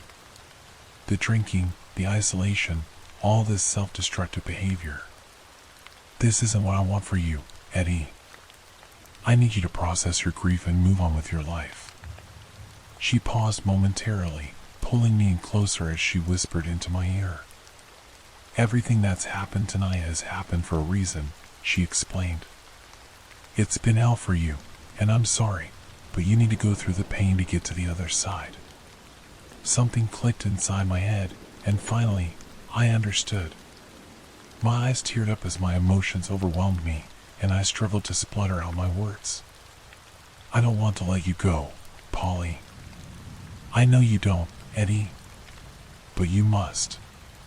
You need to heal, to write, to live your life and be happy. But know that I'll always love you, my Eddie." "I love you too, Polly," I replied. My words seemed so inadequate. But I followed my declaration with a kiss, meeting her soft lips for the last time. In that final second, I saw a hint of red behind her brown eyes, and with that, my wife was gone, her form disappearing and leaving the bed empty. It should have been devastating to lose her again, and yet I felt a strange sense of peace in the aftermath. Soon after, I left the bedroom, walking past the wreckage caused by the entity's previous appearances, which I now realized were part of a greater plan. I unlocked the cabin's front door and walked outside, just in time to see the sun rise on the far horizon. And I sat down on the grass, savoring the fact that I'd survived to see another morning. That fateful night in the cabin was a turning point for me, and I haven't looked back since. I still miss Polly and think of her every day. But I've taken my wife's final words to heart, slowly but surely rebuilding my life, reconnecting with my family and friends, seeking help when I need it, and, of course, healing through writing. This is my first effort since Polly's death, and many will believe it's a work of fiction, but I can assure you this isn't the case. As for the entity, I can't say for certain what he or she was. At first, I thought I was being tormented by a demon, but now I think this might have been my guardian angel. In any event, what I suffered that night happened for a reason, to give me the closure I so desperately needed. And some will say I didn't speak with Polly that night. They'll say that the creature was merely mimicking my late wife based on my memories. But I know my Polly, and I'm certain she found a way to reach out to me from the other side, delivering the message I needed to hear to pull myself back from the brink. To my darling wife, until we meet again,